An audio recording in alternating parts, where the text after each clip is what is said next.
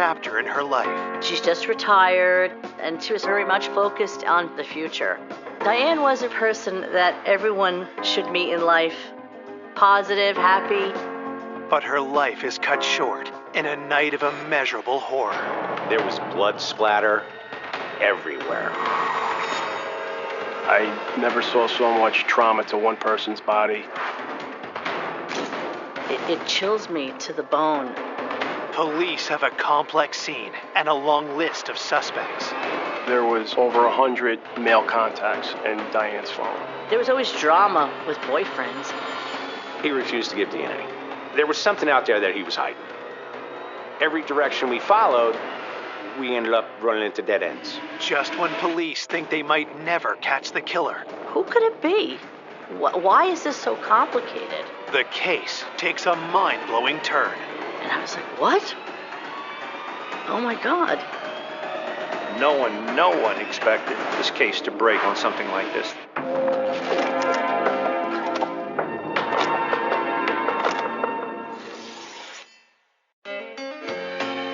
Union Township, New Jersey. A bustling East Coast community with a small-town feel. Union Township's a mix of mostly suburban, but it's got its downtown area. It's peaceful, it's quaint, it's safe. But all that changes on a cold November afternoon. 911, where is the emergency? I can't even think of the address right now. Okay, ma'am, listen to me. Take a deep breath. What's going on there? She's not answering.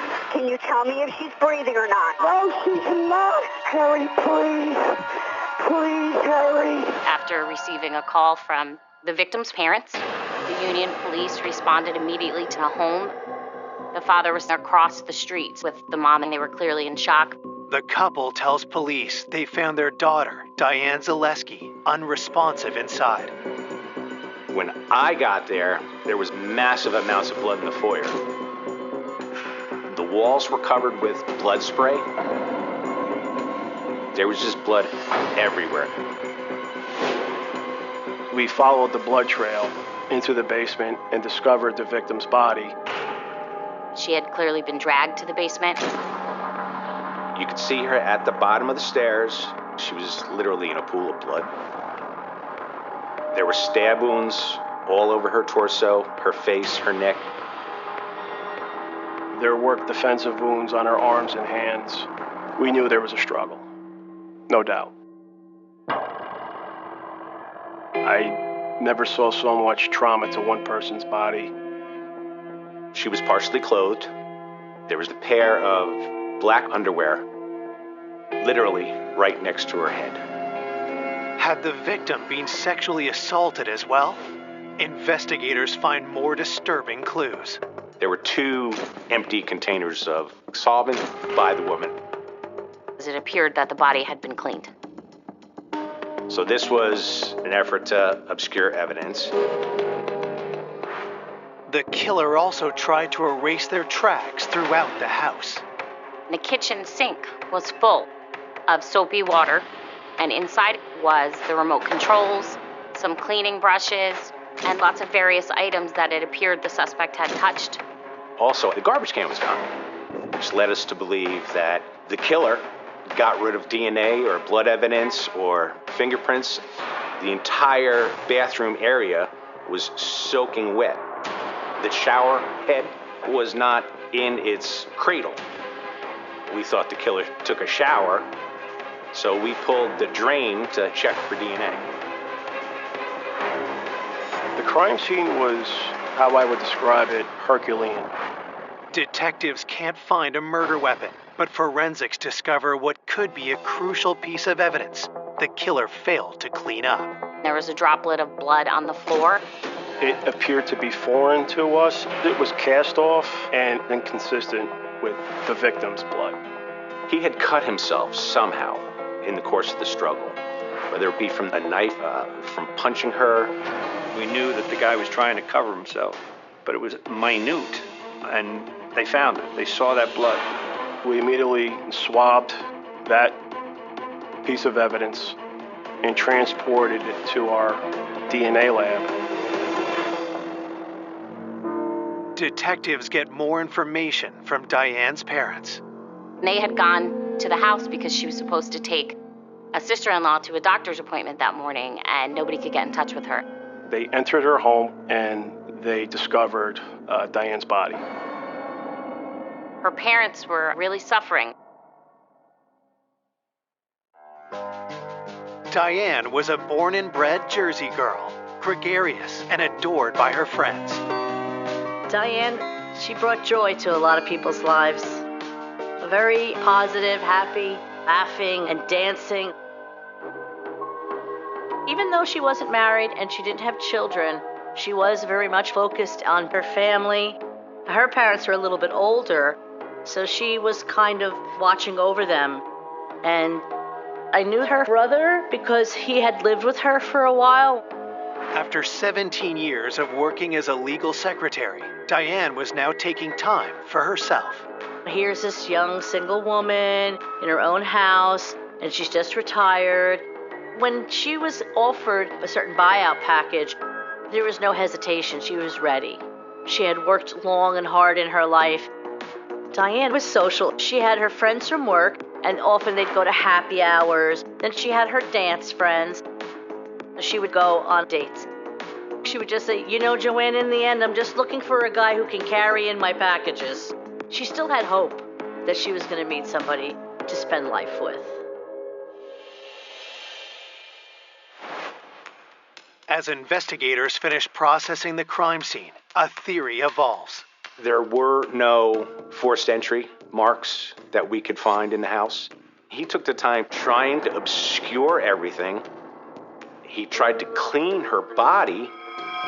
All this took time. In addition, there was a pot that appeared to have food in it. Maybe Diane had been cooking or had been eating when her killer entered her home, and there was a fork from that pot that we found in the kitchen sink full of cleaning fluid, which led us to believe the suspect had also taken time to eat. I was involved with at least 150 homicides. I never saw anyone hang out in a house after a murder. I just never heard of it. We felt it was someone Diane knew. The killer was very comfortable in this house after the death of the victim. Which led us down the boyfriend road, or someone who was dating her road.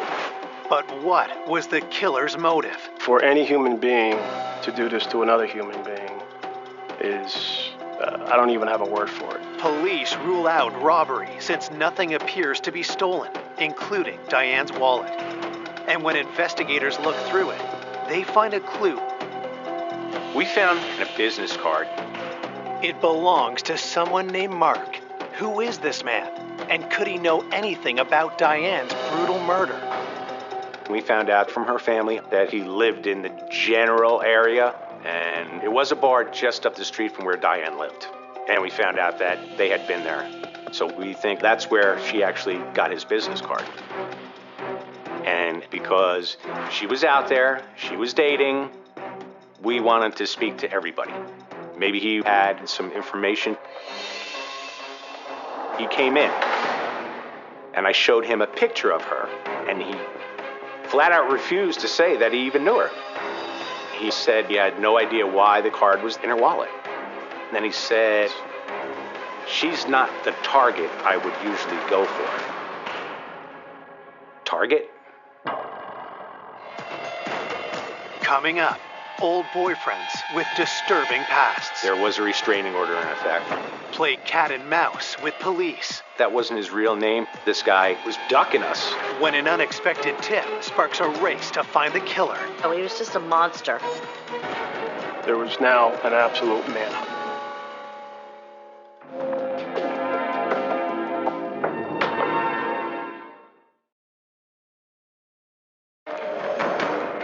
Police investigating the gruesome murder of Diane Zaleski found a single business card in the victim's wallet.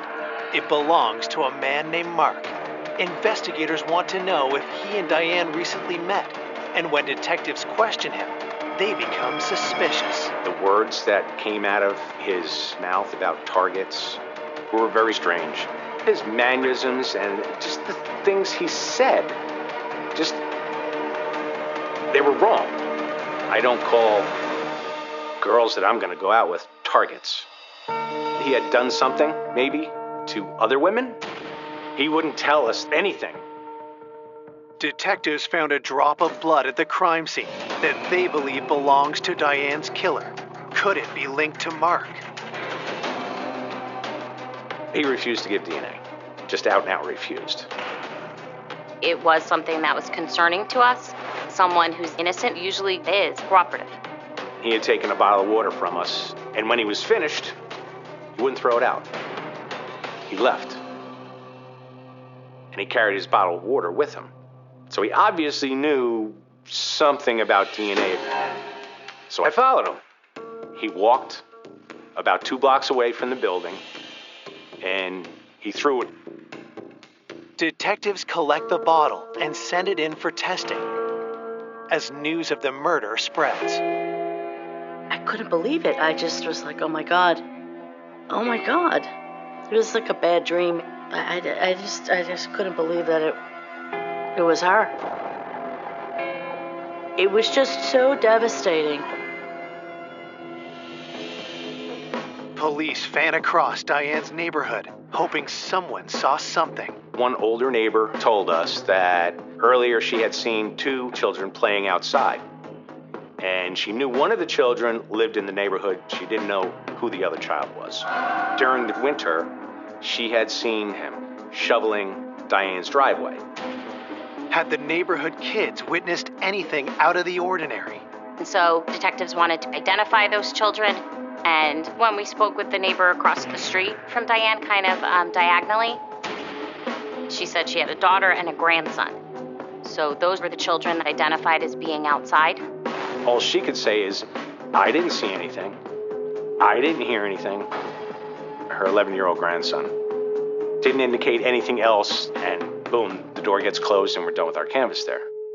But detectives do get information that raises some troubling new questions. The neighbors told us that her garbage can was outside in the street, which led us to believe that the killer got rid of the garbage. How would he know that if he put the garbage out, it would be gone in the morning? And why was the killer so desperate to get rid of it? Was there evidence or fingerprints? We didn't know. We contacted the local garbage company, and we unfortunately discovered that it was already in the incinerator. When detectives reviewed Diane's autopsy report, they learned she was killed sometime between 10 p.m. and 1 the next morning. The medical examiner determined the cause and manner of death to be homicide and multiple blunt force injuries. The wounds were too numerous to count. The person that had done this was obviously very violent. Some person who had snapped. Because the body had been cleaned. The medical examiner could not determine if there was any signs of sexual assault. What she had to live through, it's gruesome. It's frightening. I struggle with why. Why did that happen to her? I don't understand that it was just a heinous crime. A week after Diane's death, investigators get the results from the blood they suspect came from the killer at the scene. We were able to obtain a DNA profile, and it was male. We did enter the profile through a DNA data bank, and that came up negative. So we knew we had the killer, we just didn't know who it was. Will Mark be a match? Police have to wait another week to find out. And he was negative. Because DNA is the only piece of evidence police have to tie the killer to the scene, detectives need to find the match. It was our goal to locate and interview every male individual that she was friends or romantically involved with and obtain a DNA sample. We discovered that there was over 100 male contacts in Diane's phone. One of the first contacts detectives talked to is someone named Mike Prunell. We showed him a picture of Diane. He was like, Mark denied ever knowing her. And okay, take people at their word. Without anything linking Mike to Diane, detectives don't see any reason to question him further and let him go. We are interviewing basically anybody and everybody, and we were coming up with nothing. We interviewed girlfriends just to get a feel of Diane, how she was, if she had mentioned guys she might have been dating. I met the prosecutor, and he wanted to know everything about Diane and what I knew about her. There was always drama with boyfriends. We thought for sure that it was one of those bad boyfriends. A familiar name comes up, Mike Prunell. But he had told police he didn't know Diane, so detectives do more digging. You know, checking driver's license histories and criminal histories, and you don't find Mike. We thought it was curious. We wanted to speak to him again, but he never returned a phone call. Every direction we followed, we ended up running into dead ends. Why can't police find any records for Mike? And why did he lie about knowing Diane? There was something out there that he was hiding. When detectives ask Diane's brother Ron about Mike, what they hear completely surprises them. Not only did he know her, but he asked Diane's father for her hand in marriage some 20 years prior. So he knew her real well. Another red flag.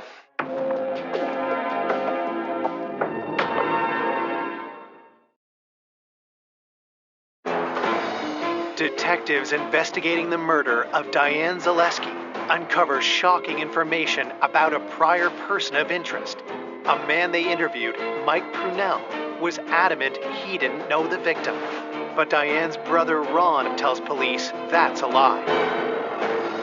We had found out Mike asked for her hand in marriage. He said Mike had an extensive history with her. He'd known her for at least 20 years. Prior to her move into the new house, she was renting an apartment from him for over a year.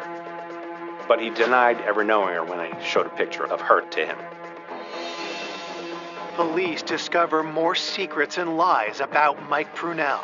We found out that wasn't his real name. And when we did find out what it was, we ran his criminal history and we found out that he had domestic violence. And his wife at the time stated that he was beating her severely. He sat on her chest and was just pummeling her face to the point where her eye orbital was broken. So that sent flags off. We were totally convinced this was the guy, because he did beat his former wife. There was a restraining order in effect. And Diane was beaten so badly, this guy was pretty much ducking us. He wouldn't answer phone calls. It took us a little while to find him, but we did. Eventually, got him in again a second time. But again, Mike won't admit he knows Diane. He was being less than truthful. It's like, okay, you deny knowing her, you asked her to marry you. It's very suspicious. He was lying, obviously. We never discovered the reason for that. Getting nowhere, police take another approach. We asked where he was, the time of the murder, and he couldn't give us an alibi. And we spoke to him in depth. He didn't give us any answers, nothing concrete. Detectives can't hold him, but they don't want to let him go before getting one thing. Eventually, he did consent to DNA. Our hopes are all raised. We immediately transported it to our lab. We would get the result within 48 hours. While they wait, Mike is released for the second time, and detectives work to place their suspect at the scene. We found out that his brother ran a business close to Diane's house. Hopefully there was video evidence there for people that were coming and going. Somebody who worked there might have seen him. We interviewed everybody, but it didn't really drum up anything tangible. And there was absolutely no video surveillance at all. Nothing. Detectives' next hope lies with the DNA results. And it was negative. It wasn't a match. We were feeling frustrated because we knew the killer was still out there. We had his profile. To say this wasn't a mountainous investigation is an understatement. We had to track down and obtain biological samples from close to 100 individuals. We took swabs from her family members so that we could exclude them at some point as being the source of the DNA. While searching through Diane's computer, forensic analysts discover new information. We took her computer. There were several different things that we found. Everything is time-stamped. Hours after Diane's death, there was activity on the PC. Numerous items, technology items, were attempted to be purchased using Diane's credit card. It was someone that was comfortable having things delivered to Diane's house and it not being out of the ordinary if they were the ones collecting them. We knew he tried to purchase an Apple computer, an iPhone, and it didn't go through. We had no idea why the purchase itself didn't go through. We also found that the killer, while in the home, was also searching pornographic websites. I mean, to go on pornographic websites after you just brutally killed a woman. Waiting for justice takes a toll on Diane's friends. Who could it be? Why is this so complicated? We watch the news all the time and we see these things, we see murders, but when it happens to somebody you know, it's devastating. It's sad. It made me very sad about humanity.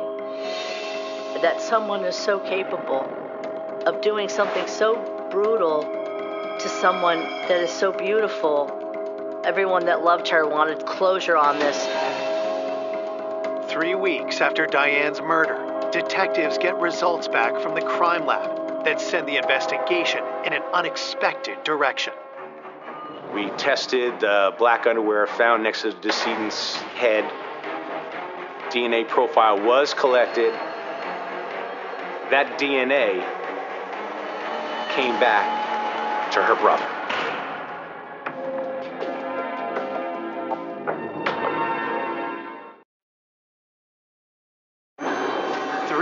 After 54-year-old Diane Zaleski is savagely murdered, detectives discover DNA from the crime scene belongs to someone close to home. The DNA that was in the pair of underwear lying next to Diane came back to Ron, her brother.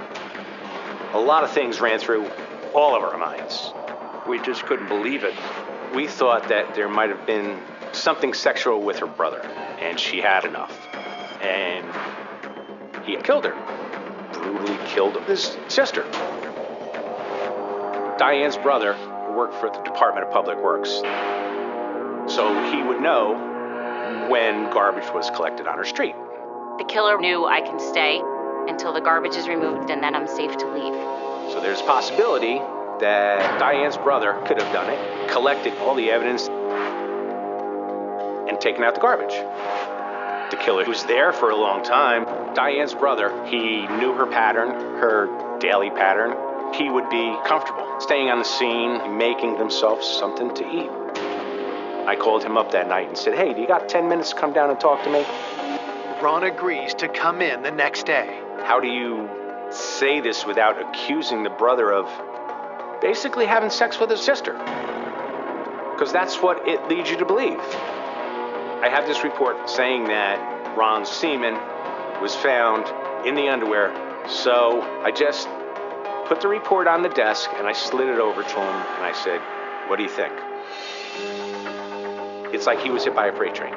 The jaw drops. He said, I can't explain it. It can't be true. He went on about the wash and the laundry, that up until just prior to her death, she was doing laundry at her brother's house. I sort of left it at that. I said, we can keep this between us for now. I'll talk to you again in a couple days. In the interim, Detectives send Ron's DNA to compare with the blood spot found at the scene. They also get some crucial details from Ron's wife. The wife said he was home with me, he couldn't have done this, he didn't do this. We asked specific pointed questions. She told us they weren't Diane's underwear, they were Ron's wife's underwear. They had the same size and brand of underwear. She did tell us that Diane had been doing laundry in their house. We also found out sperm can be resilient into the wash. So the sperm that was in the underwear could actually be from Diane's brother, and her sister-in-law and her underwear got mixed up. The whole family got by his side. After conducting all the interviews, we all came to the conclusion that he didn't do a thing. There's hard proof of Ron's innocence when investigators find out his DNA isn't a match for the blood found at the scene. Case took lots of twists and turns, and there were parts that were shocking to us where we had to kind of sit down and regroup. Diane was also on some dating websites, so we also had to attack that aspect of the case. Could she have met someone sinister over the internet? Online dating can be frightening. There are people who are really troubled, and if they come across your path, you are the victim. Detectives focus on someone who called and texted Diane a lot. Kyle came to our attention because he was in her phone. And Kyle was very evasive. Didn't want to come in for an interview. He was just a friend. He wasn't romantic with her at all. At least that's what he said. But was that true? Or did Kyle want more than Diane's friendship? Her circle of friends said he was a possible person of interest. And we acted on it. We followed up on it. He was not cooperative. We obtained subpoenas to go find them and bring him in for statements. When he finally did come in for an interview and refused to give a DNA sample, I think it was too intrusive to him. And he asked a lot of questions. Normally, I'm the guy asking all the questions. So it gets your radar up a little bit that something's not exactly right with this guy. He actually said that he was at the house the week prior to her death, so he was familiar with the house, wanted a relationship with the victim. He denied that. We didn't believe that was true at all. People that I'd spoken to didn't think that he was her type. Maybe she laughed at him and told him to get out. Why else would he be evasive if he wasn't hiding something? There were no signs of forced entry at all to the home. So Diane must have let this person into her home. Was that person Kyle? Maybe he didn't go there with the intent to kill, but maybe something flipped the switch. Detectives want to know where Kyle was the night of the murder.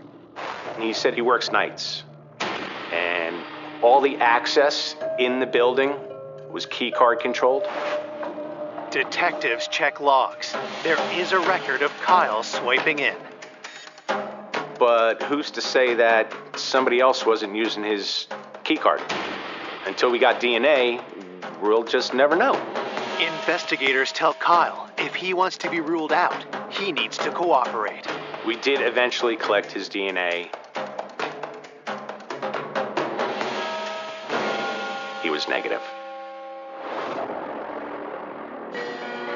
DNA set him free.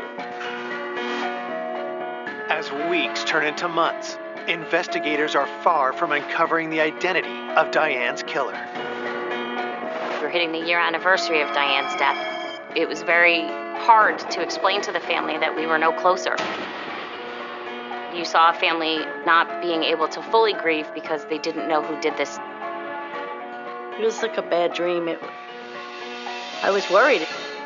I said that they should have found someone by this time. We knew the killer was out there. We were feeling frustrated. He would never be identified. That was our worst fear.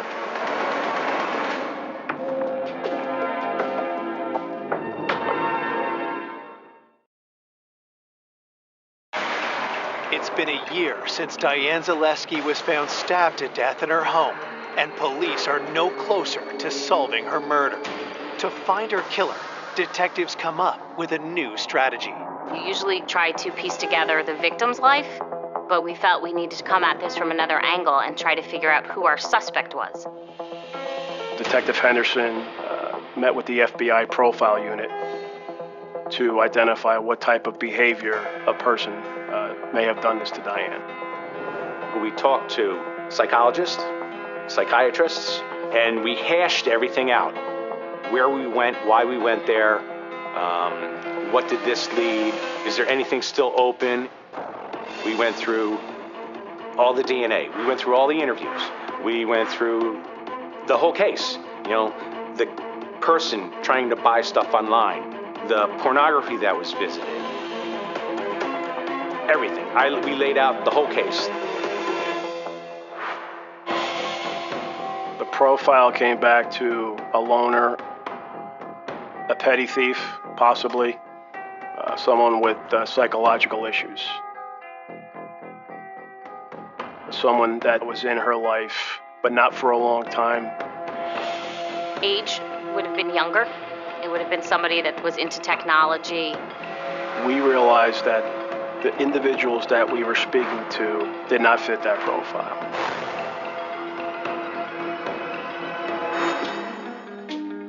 To catch the killer, investigators generate new leads.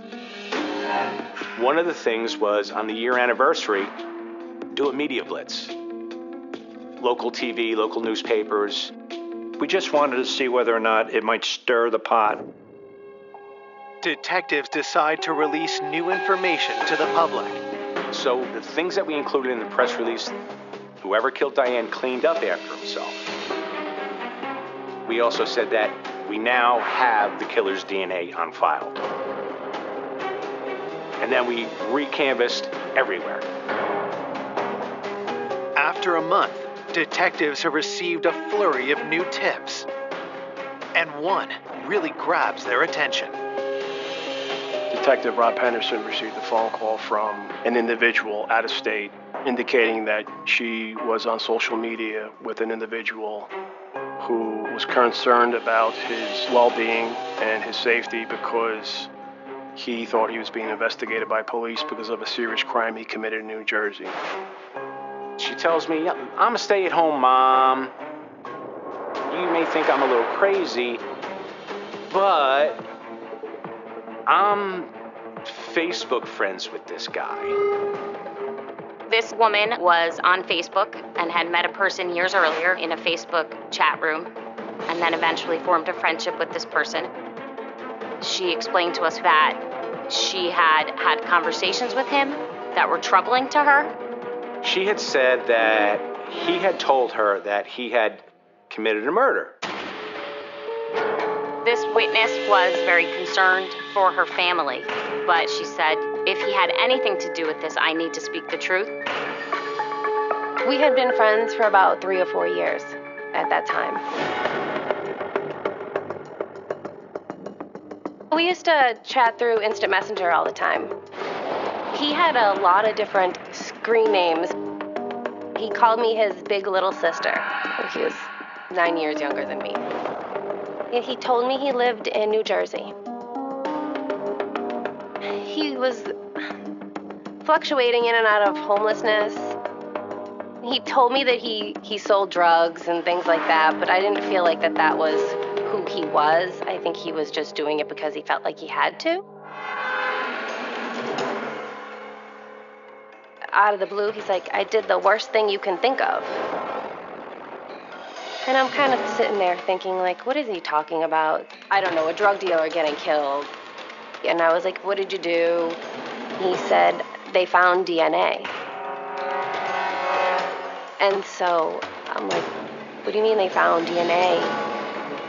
While I was talking to him, I Googled some articles just to see if anything matched up with the story that he told me. And so I went online and I looked up murder, New Jersey DNA. And instantly an article came up. She searched and she found the 1-year anniversary article. we put together to try to rekindle some interest in Diane's story. I was shocked of what I did find. The article says that he tried to purchase an iPad with using her credit cards. The information that they put in the article matched what I knew about my friend. And a light bulb just went off in my head. I know that's him. It had to have been him. She told us that he had been washing clothing at the home and that how he had literally been in his boxers cleaning. She told me that he told her that he made himself dinner. Now, we did release certain things in the article about there was some food, but we didn't say he made himself a meal. We didn't provide that information, but he did. We ended that phone call, and then within a matter of hours, we're booking a flight to visit her and to take some evidence from her. Upon meeting with her and looking at her computer and doing a forensic examination, we knew we had the right guy. Detectives asked the woman for his name. Nahshon. That's what he called himself, because he didn't like his first name, Darnell. She was a little nervous and a little hesitant, but eventually she gave us his full name. Arnell Yearwood. The last name gets detectives' attention. We knew from our canvas that individuals with that same last name lived diagonally across the street from Diane. When we look back at all the documented reports, it was determined that we had spoke to the killer's mother.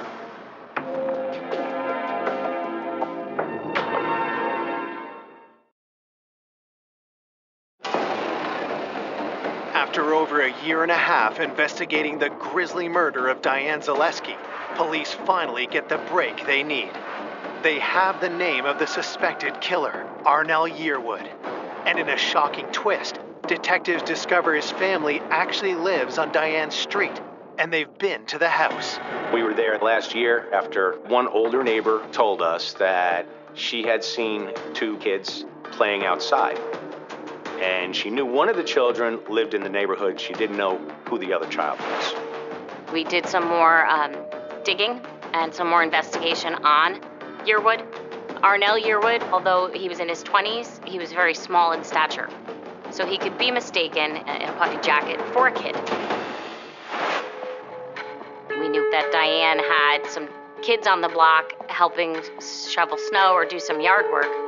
It really led us to believe who was described as this kid was the killer. We went back across the street, made it look like we were canvassing other homes, but really we only had one home that we wanted information from, and that was his mother, Mrs. Yearwood. So we went to her home, said, "We know you have a son," and asked specific information about that son. And her daughter, who lived in the home, the mother of that child that was seen on the block, expressed to us that her brother, Arnell, had been at times living in the basement. And it would have been during the time frame of Diane's murder. That her brother sometimes would be outside with her own son. Arnell's mother insists she has no idea where her 26-year-old son is. We have to find this guy because we have to do a DNA match. There was now an absolute manhunt. A track and trace on Arnell's phone narrows down his position. Somebody's got eyeballs on the house, and next thing you know, a kid starts walking down the street. And sure enough, it was Arnell Yearwood. And he was 5'1", 120 pounds, soaking wet, wearing winter clothes. Looked like a kid. No one expected this. We scooped him up, and we took him back to the office. He was nonchalant.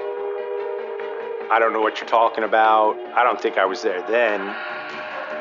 Detectives push harder, knowing they need to get a DNA sample from Arnell to compare to the crime scene. He did consent, but after we took his DNA, then he stopped talking.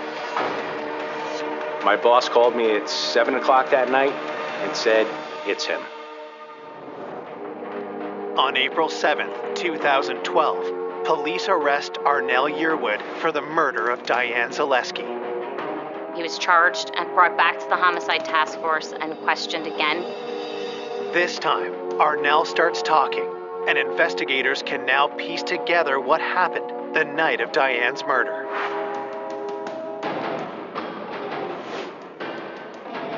She let him in based on the fact that he was a neighbor. He did small chores for Diane. The garbage, minor painting, cleaning around the house. He entered the house to collect money. Diane looked at him as the nice neighbor kid that she was trying to help. He knocked on her door that night and she let him in because she thought he was harmless. He wanted a romantic relationship and things went bad, and he did not take kindly to being rejected. She told him to get out, and that's when he said he took a pair of scissors and he started stabbing her.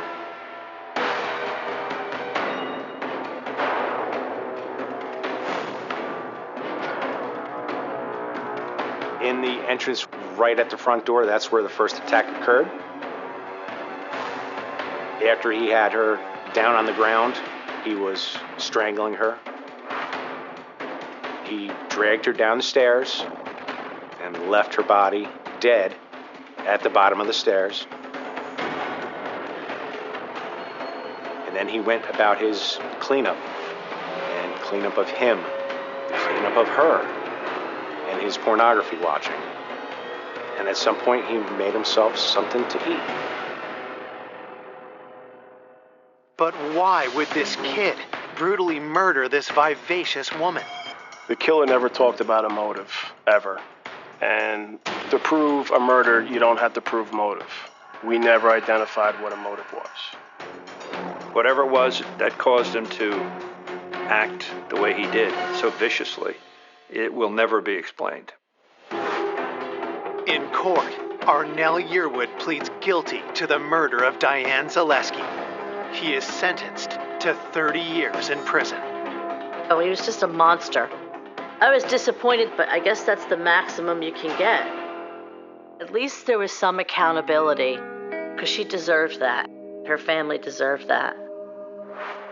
The family made up black bracelets with white lettering that said "Justice for Diane, November 18th, 2010, which was the date she was murdered. And I wore that bracelet up until the day he pled guilty in court and went to jail. 2.5 years I wore that, and I didn't take it off. Losing Diane is like a moment in life, like before Diane and after Diane. It's been quite a few years since she's gone, but I do still miss her. Her heart is still with me.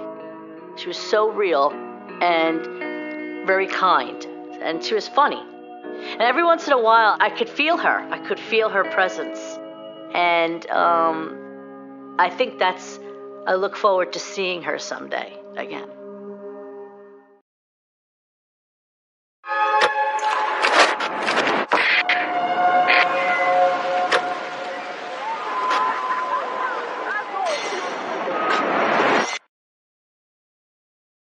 A beloved mother and friend. Sarah was the sweetest person on this earth. She wanted to do anything for you to make you happy. Murdered in her home. Just the sheer brutality. Somebody was out of control. It was so terrifying. It was so frightening. Sends police on the hunt for a killer. Possible suspect right away is her husband. And they find out, there's someone else involved with this person. You were just sitting there wondering, are they ever going to find who did this? But the search for the truth. This is strange. There are so many twists and turns. What really happened? Uncovers a culprit. Something's going on here. They were never even on the suspect radar. That surprises everyone. Wow, that was a twist none of us expected. It was shocking. No, this isn't right. I never expected that someone like that could be evil.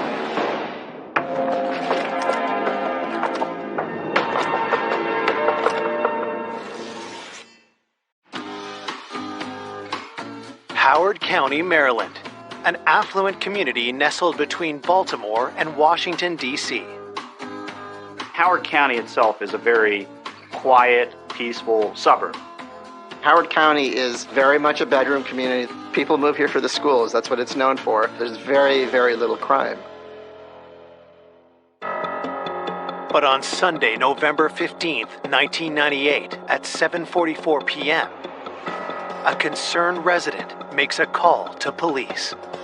I have a friend who I normally hear from every day, and I haven't heard from her all day, and there's a really funny message on my machine from last night. And I wondered if someone could drive by her house and check it out. What's the lady's name? Sarah Roris. I did not hear from Sarah all day. That is not normal. Something's wrong. Laura tells police that the 35-year-old single mother lives with her 1-year-old son, but the boy is with his father this weekend. Patrol officers head to the Roris home in the township of Elkridge to investigate. The police were able to gain access to the house, and upon entering the house, they conducted a sweep, and in the back family room, they found the body of Sarah Roris. It appeared that she'd been stabbed to death. Even hardened homicide investigators are taken aback when they see Sarah's mutilated body. The thing that still sticks in my mind is just the sheer brutality. I can close my eyes and see it as vividly today as I did then. The ones most visible were wounds to Sarah's neck and throat, multiple deep cuts and slashes. She was basically just short of being decapitated. She had severe cuts to each wrist. Her hands were just short of being cut completely off. There was a series of stab wounds to her stomach. Tremendous amount of blood on the floor around her. Blood spattered up and down the walls. There was blood splattered all over the child's toys. It was complete and utter overkill. Somebody was out of control. Could the vicious nature of the attack mean this was a crime of passion? Detectives hunt for clues to help piece together this gruesome event. It was apparent that she had been dead for a period of time before we discovered her. The blood had pretty much dried. I was estimating she probably had been dead for about 24 hours. There had been forced entry to the house. Bloody boot prints leading from the body indicate that the suspect both entered and exited through the window. There appeared to be some degree of ransacking. VCR appeared to be missing. The phone was missing from the wall. A couple drawers in the kitchen had been rifled through, but at the same time, the victim's laptop, computer, purse, and items were relatively untouched on the kitchen table. An initial thought on our part was, could it all be staging in an attempt to throw us off, to make us think it was a robbery or burglary gone bad? Looking for witnesses, police fan out to speak with Sarah's neighbors on her quiet suburban street. As brutal and as violent as this attack was, nobody heard anything. Not a sound. Inside the house, the forensic team spends hours gathering evidence. On the wall above Sarah's body, crime scene technicians were able to recover a couple bloody fingerprints. It indicated that the person was wearing gloves. Investigators must now solve the mystery of why Sarah Roris would fall prey to such a brutal attack. Detectives start by speaking with Sarah's friend, Laura Billiter, who first called police. They have to reveal the heartbreaking news that her friend is dead. I didn't want it to be true. I was in denial, and you just can't process information for a while. You're frozen. I kept trying to deny that it was Sarah. No one deserves to die like that. Sarah Williamson was born on a Florida military base in 1963, the daughter of an Air Force sergeant. Growing up, she was gregarious with a knack for mathematics. Sarah was not your typical introverted mathematician. She was very sociable. To describe Sarah, she gave love freely. She wanted to do anything for you to make you happy. After graduating college, Sarah moved to Maryland, where she took a job as a statistician at the National Security Agency. Sarah and I met at work, and she was the best friend you could ever have. Sarah was the sweetest person on this earth. She had friends everywhere at work. She had built up a reputation for herself. She was well respected. And she always was going to school or improving herself in some way. In 1991, while earning a master's degree, Sarah met Lorenzo Raris, and they began a relationship. The two married in 1994. Sarah wanted the husband, the children, the house in the country, the white picket fence. She wanted that golden dream. After 3 years of marriage, Sarah and Lorenzo had a son, Will. She was a great mom. She doted on Will. But the new baby put a strain on the marriage. Her family was down in Alabama, so she was missing that support system. Lorenzo did very little to help her. Over the next year, friends saw their relationship deteriorate. Things really took a downturn. The marriage was breaking down. Sarah, during all that, was a complete mess. In 1998, Sarah and Lorenzo separated. Eager for a fresh start, Sarah filed for divorce. She was just becoming a strong woman again, proud of the fact that she was able to live on her own and take care of her child on her own. It was wonderful to see. Now, 5 months later, Sarah's been found butchered in her own living room. The beloved mother's lifeless body left laying in a pool of blood. She had become such a strong, independent woman, and I was so proud of her. I was devastated. Laura gives detectives the phone message from her answering machine that prompted Laura to call police in the first place. I couldn't understand any of it because it was so garbled. The only thing I knew, somebody was in trouble. I did a redial, and I figured out it was from Sarah. In listening to the recording, you can hear sounds of a struggle, followed by a series of short, sharp screams. It was 30, 40 seconds, basically, of Sarah being murdered. I believe that she was probably in the process of maybe trying to call 911 when she inadvertently hit the preset speed dial for Laura. The timestamp on the message is 8:46 p.m. on Saturday night, only 36 hours earlier. The recording gave us a starting point that we know on this date and this time, Sarah Raris was attacked and murdered. I could hear her last moments. I was shocked. I was horrified. And then I got angry, and I'm like, you gotta go pick up Lorenzo. He's involved in this. Laura was aware Sarah was involved in a very bitter and heated custody dispute with her estranged husband. She had real fear that it was not going to end well. So I wanted to talk to the husband. This is not going to be a random act of violence. This is going to be murder. Coming up, a hunt for the truth. Something's going on here. We had to look into the possibility of an affair. Reveals buried secrets. We opened the door and he threw up all over the parking lot. He knows something. And a stunning turn in the case. I was absolutely shocked. It's like out of a movie.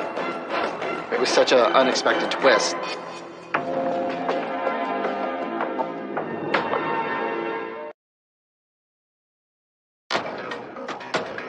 Hours after discovering the body of 35-year-old Sarah Raris, detectives investigating the murder have a lead. Sarah's friend Laura tells police she suspects Sarah's estranged husband, Lorenzo Raris, might have had something to do with her murder. We found out that Sarah was involved in an extremely contentious custody divorce situation internal police records that indicated the police had responded there at least once before for disturbance between Sarah and her estranged husband. After Will was born, the marriage really started breaking down. Lorenzo was very jealous of his child because his child was taking away the attention that he had received from Sarah. Sarah told me that he was not happy with that. Sarah turned to Lorenzo's mother, Amelia, who lived nearby, for help. Sarah wanted Amelia involved. She was hoping that Amelia would be a calming influence on Lorenzo. And it would also allow, Sarah to spend a little bit more time with Lorenzo. Instead of getting better, things got worse.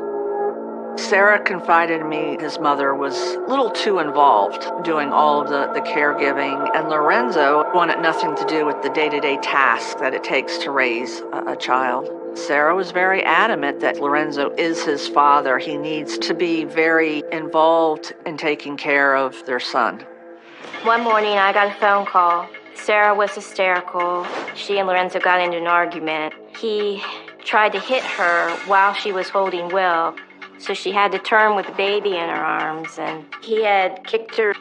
She was just distraught.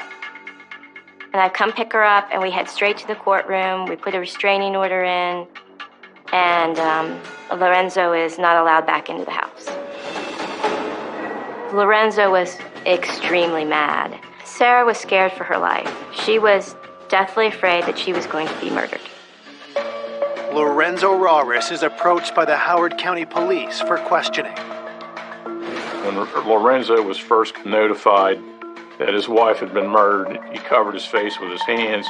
He fell to his knees. And in the initial officer's minds, he pretended to be crying and weeping into his hands, and that when he stood up, there was no evidence at all that he had been crying.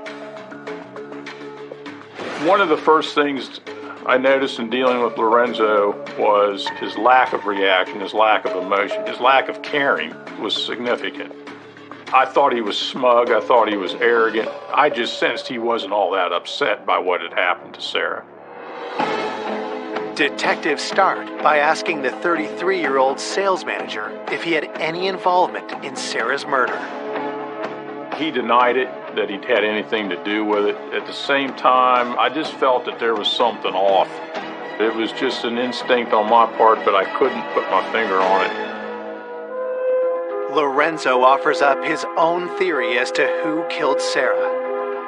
He alluded to the fact that Sarah may have been involved or been having an affair with a previous co-worker, but he said that if anything had happened, it would have probably been a result of this affair. Lorenzo claims the last time he saw Sarah was on Friday morning when he picked up their son for the weekend.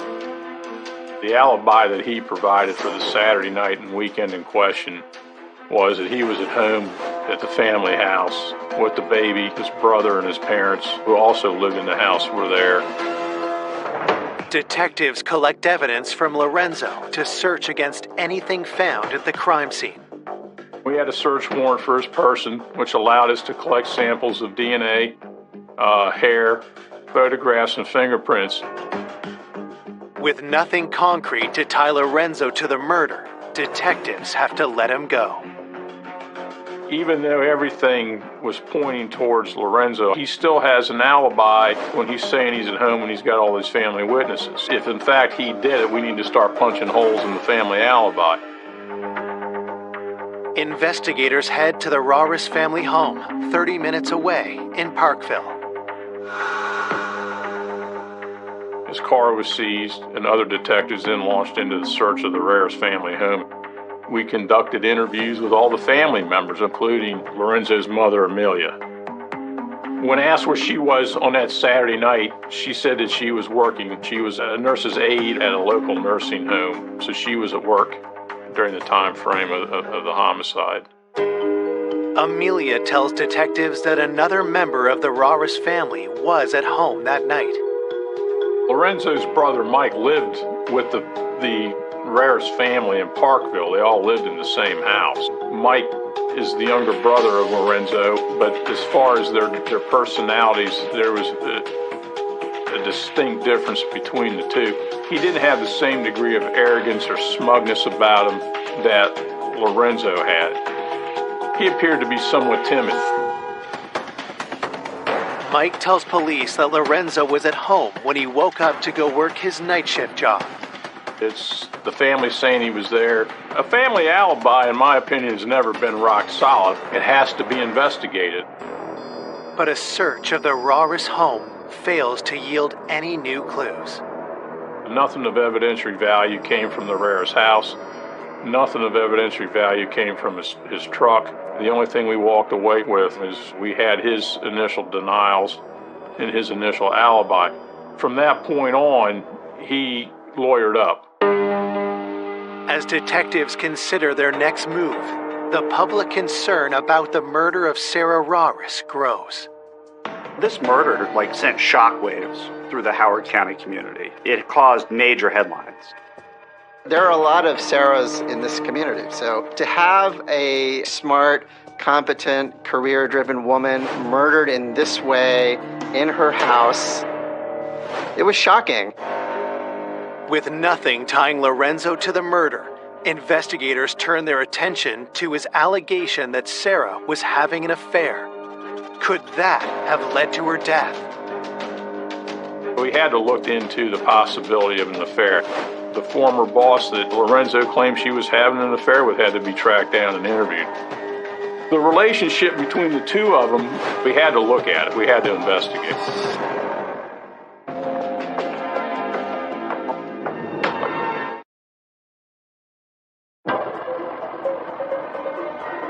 Police investigating the savage murder of Sarah Raris are looking into her estranged husband's claim that Sarah had been having an affair with her former boss.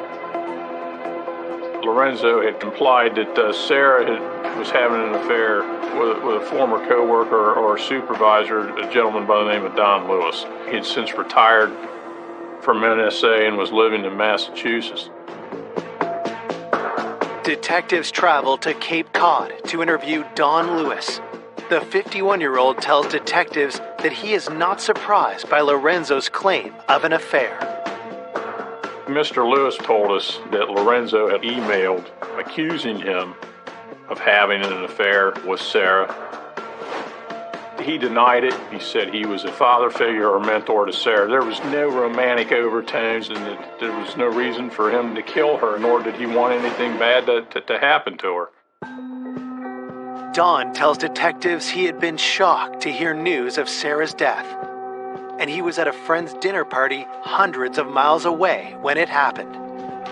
Mr. Lewis had an alibi for the Saturday night. He was in Massachusetts the night of the murder, and they had a solid alibi.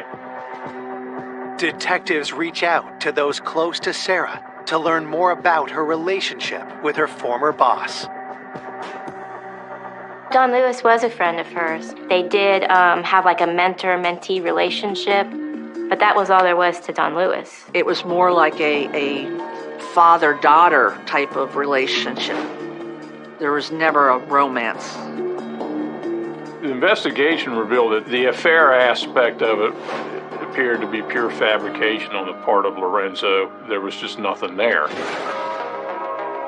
A week following her death, those closest to Sarah gather to honor her memory. The church memorial was packed. There was so much love in that room. Everybody showed up. All of her coworkers and friends from work showed up. The police showed up. Lorenzo didn't show up, nor did any of the rest of the family. I actually covered her memorial service. Her friends were not shy about casting aspersions on Lorenzo Raris, her husband. That's their suspect number one, their prime suspect. After Sarah's funeral, investigators speak with the medical examiner about what was found during the autopsy. The cause of death was no surprise. It was massive blood loss due to the lacerations to her throat. She bled out over 80% of her blood volume. Even the pathologist characterized it as complete overkill. A forensics report reveals no useful fingerprints from the crime scene. but investigators still hold hope for tests on the bloody glove prints found on the wall behind the body. The blood was sent out for DNA analysis. That takes a little bit of time to obtain. While they await test results, detectives revisit their strongest lead, the phone message that captured the final moments of Sarah's life.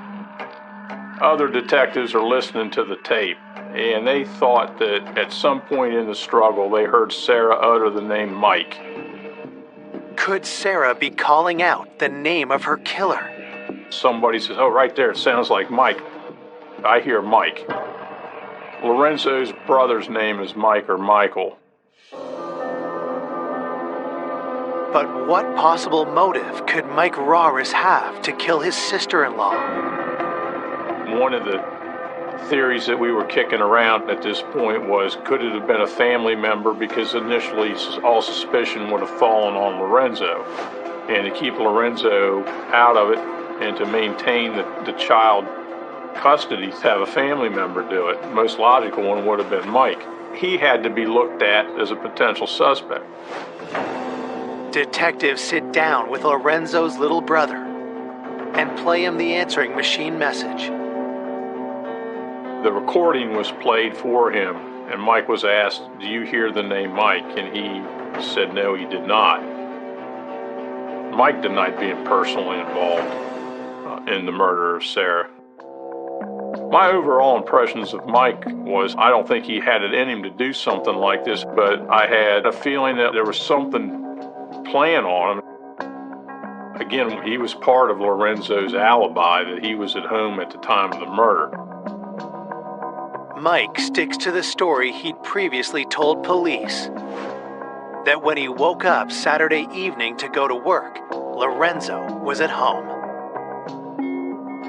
Blood was drawn, hairs were pulled. We fingerprinted him, we photographed him.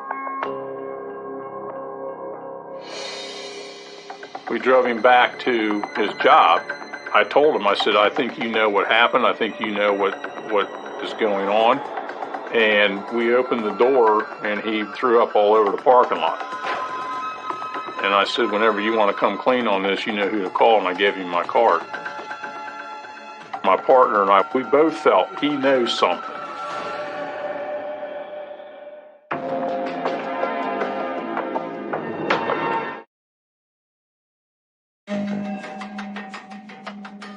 Detectives investigating the murder of Sarah Rauris suspect that her brother-in-law, Mike Rauris, might know more about her murder than he is letting on. My feeling was something's going on here. Maybe if he didn't do it, he definitely knows about it. Mike's brother and Sarah's estranged husband, Lorenzo Rauris, is still a suspect in Sarah's murder. But both men say they were at home together at the time she was killed. If there was one avenue to break the Rauris family alibi, I just thought the weak link was going to be Mike. Problem was, the lawyer that was representing Lorenzo got involved, and from that point on, we were not allowed to speak with Mike without counsel being present. That threw up a huge wall. A month following the murder, the police investigation is at a standstill. But there is one person that investigators think might be able to help. Lorenzo had been married previously. His first wife, Becky, was still living locally. We thought she's somebody that we could enlist. Detectives meet with Becky Rauris to ask for her assistance in the investigation. Once she heard that Sarah had been murdered, Becky actually agreed to help us. She still had some degree of relationship with Lorenzo. They were cordial to each other. Becky agreed to allow us to record her phone calls with Lorenzo. We were hoping to obtain statements from Lorenzo that would incriminate him in the murder. Becky reaches out to her ex-husband and tries to steer their conversation to Sarah's murder. She was phenomenal. She conducted a number of controlled calls on our behalf with him. We were hopefully optimistic that we would get something, but he never said anything incriminating to her on those recordings. Detectives have hit a dead end in their pursuit of Sarah's killer. I remember cornering the police chief out of like a public event to ask him, hey, any updates on the case? And he obviously said no. There were no updates to give. They had nothing. I prayed every day that this would be the day that something, would come forth. Investigators get new hope when DNA analysis of blood from the glove prints at the crime scene comes back. The blood came back as a mixture of Sarah's DNA and an unknown male. We were confident that we had the killer's DNA because it's mixed with Sarah's blood. If we found that person, then we could definitely put them at the scene with her actually bleeding. Could this finally be what detectives need to tie Lorenzo to his wife's murder? We submitted DNA samples from Lorenzo and his brother Mike for DNA comparison. Came back that neither one were a match. Obviously, that was a bit of a blow. I mean, it's very disappointing. Even though everything was pointing towards Lorenzo, it's not him. In the beginning, it was pretty clear the police thought that her husband played a role in this. She had a very messy divorce going on. There were custody disputes, but the police didn't arrest him. And so there was a real air of mystery about it because the police couldn't figure it out either. If Lorenzo was not responsible for the murder of Sarah, who could her killer be? And why was the beloved mother killed in such a violent manner? Investigators are back to square one. Something has got to give on this. You go back through it again. Did I miss something? You have to look at everything.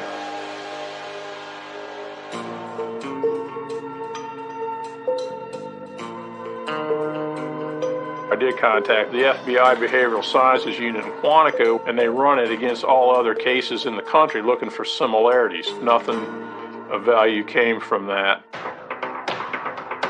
Detectives also seek help with deciphering the answering machine message from Laura that captured Sarah's attack. We sent the recording to the FBI to see if they could clean it up and enhance it to try to determine if in fact it was a name. But it turned out it's not Mike. The whole thing with hearing the name Mike, I think, in hindsight, was just pure power of suggestion. When you have a murder of this sort and no arrest, there was a concern and tension in the community as to what kind of person would do something like this. We had been hammering away on this thing for almost 7-8 months. At that point, we're kind of like dead in the water. We felt there was nothing else we could do to advance the case. You were just sitting there wondering, are they ever going to find who did this? You started to lose hope. Just as the case goes cold, an urgent call comes in from a neighboring jurisdiction. My partner came running down the hall and says, you need to come down and take this call. I have Baltimore County Homicide on the phone. You need to hear this. We got it. We got this case.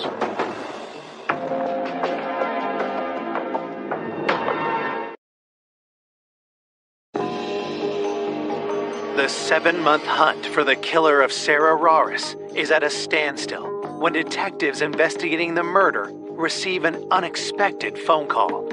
Picked up the phone and it was Detective Phil Morrill from Baltimore County. He says, hey, I just got done running a wired conversation with an inmate in the Baltimore County Detention Center, talking about how he committed this murder of a woman.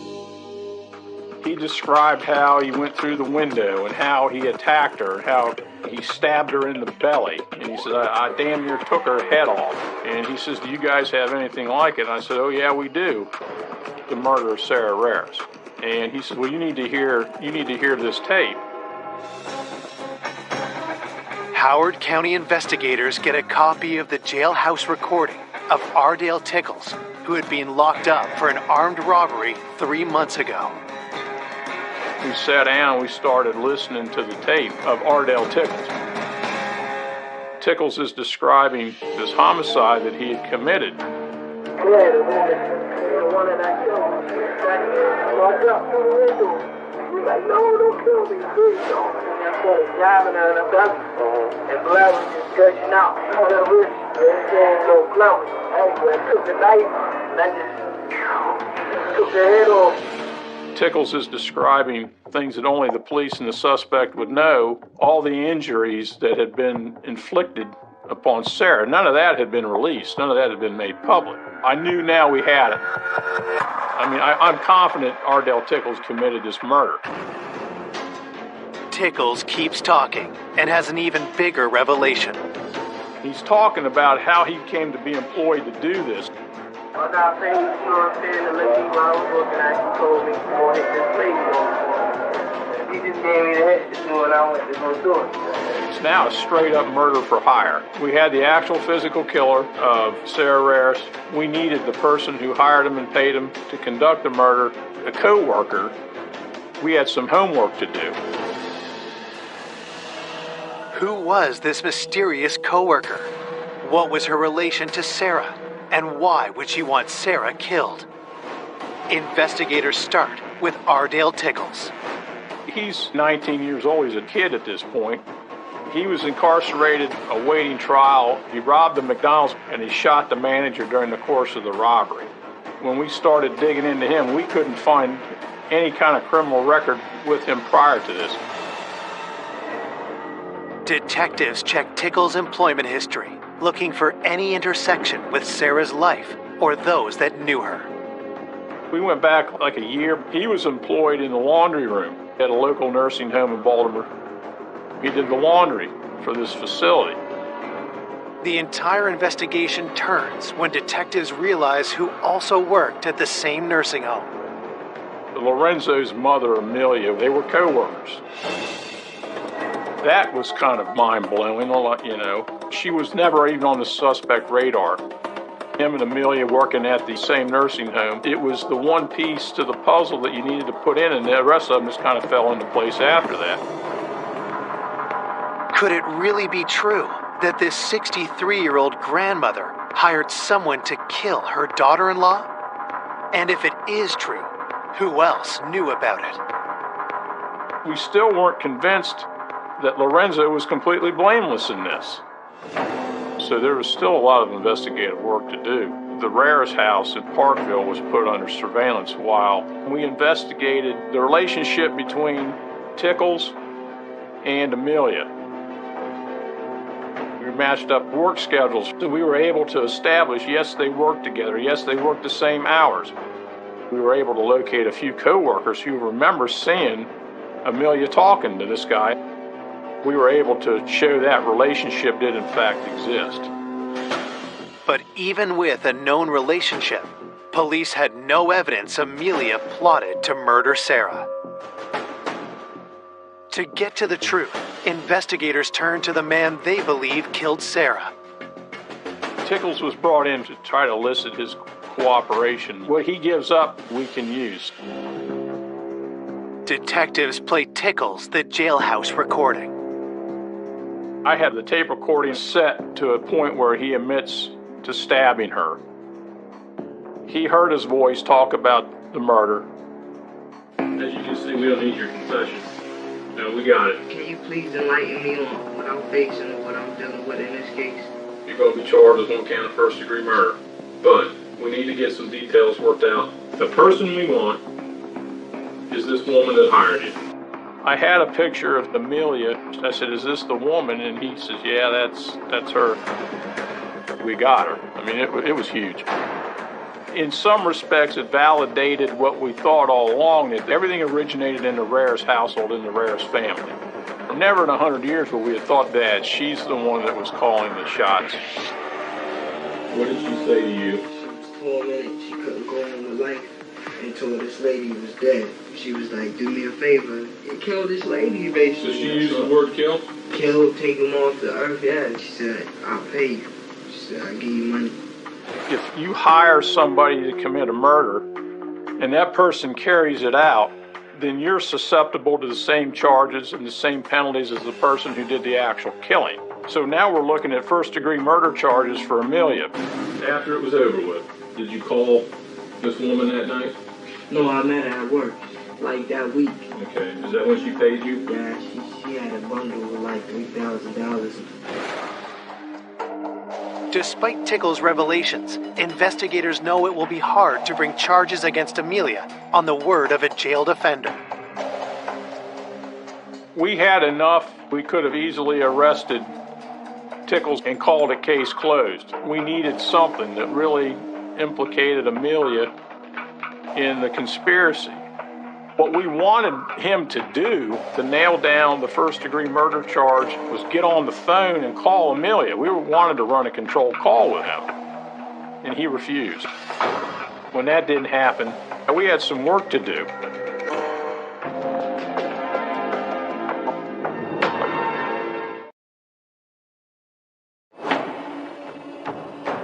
Investigators now suspect Sarah Raris was murdered in a hit organized by her mother-in-law, Amelia Raris.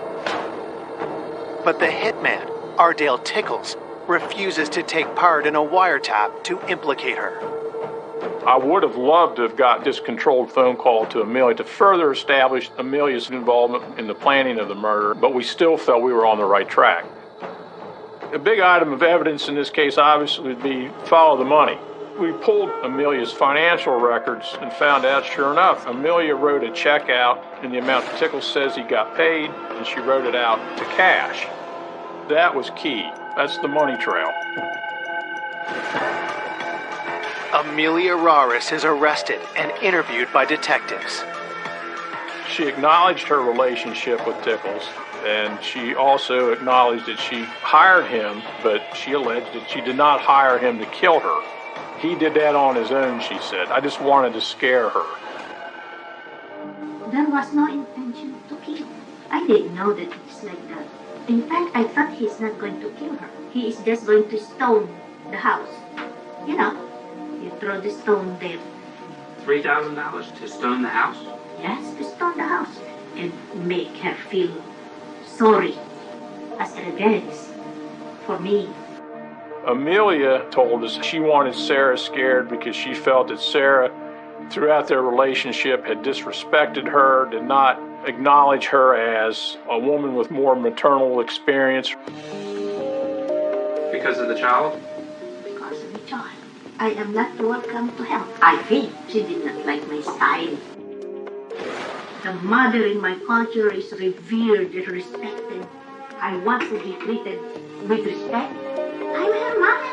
Mm-hmm. My marriage, she disrespected me. That is a slap on my face, and it is even more than death to me. I understand. You were insulted. Oh my God.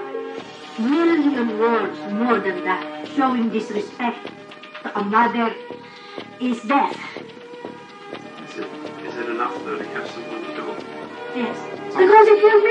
I think she was trying to portray herself as this poor little old lady who was as much a victim as anything. We weren't buying any of it. I mean, it's pure evil.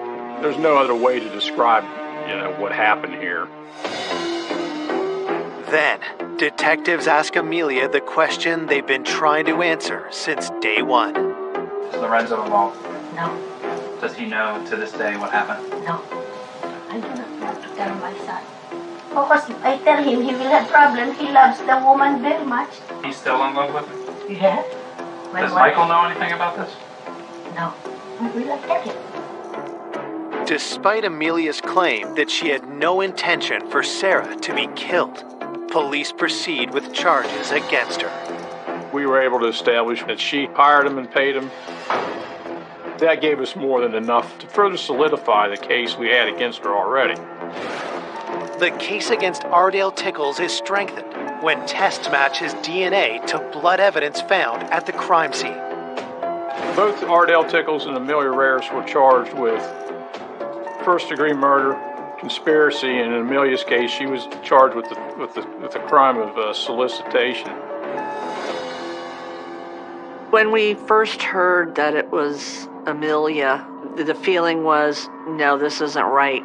When I found out about her, I'm like, where the heck did Amelia come from?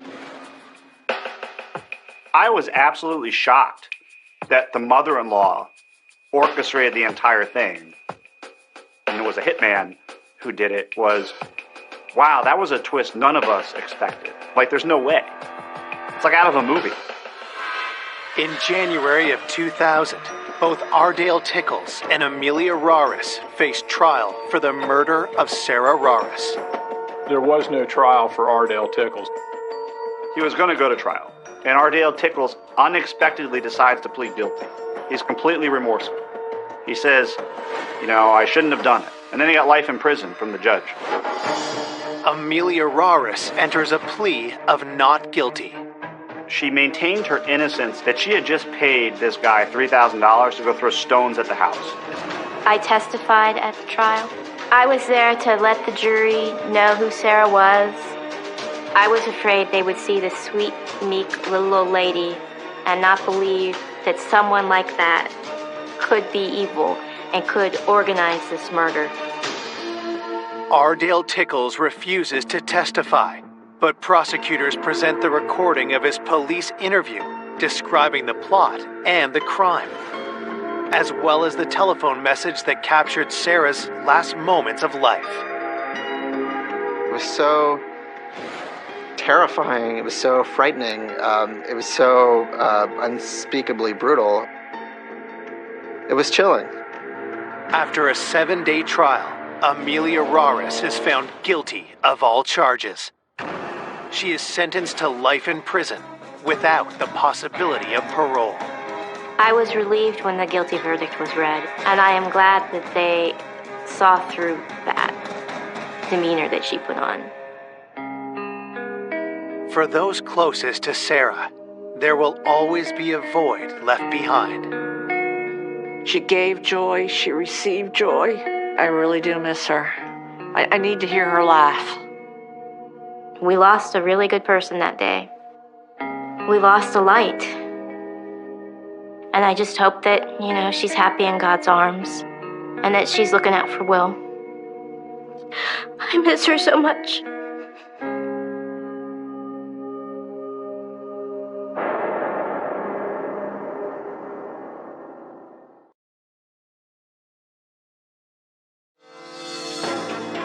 A good-natured, fun-loving man. He was just a wonderful person. He was so funny and so charming. Enjoying his retirement years. At that point in his life, he was very content, very close to his family, his nieces and nephews. Is brutally gunned down a month before his wedding. It was point-blank assassination. There's a big puddle of blood. Oh my God! Investigators pieced together a series of clues. We had to look at what role that upcoming wedding had and what happened. They'd have their arguments, they had their differences. Was the scene staged to cover up an intentional killing? The investigation kept hitting dead end after dead end. And chased down multiple suspects. It was a whodunit. We were hoping for that break to come. Revealing a plot fueled by greed. He was somebody who had a criminal history of theft and assault. Just when police are close to making an arrest, it was like he had just got smacked in the head with a baseball bat. They uncovered damning evidence pointing to a surprising suspect. You never expect anything like this. And then all of a sudden the kill was right in front of us.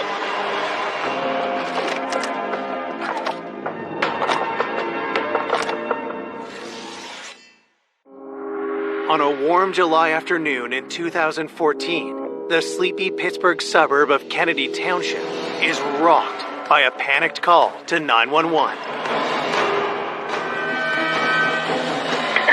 Okay, now what's going on? I just come home from work, and my husband, he's been on the ground. He's dead. There's a big puddle of blood. Police, fire, and ambulance are coming, okay? Oh my God!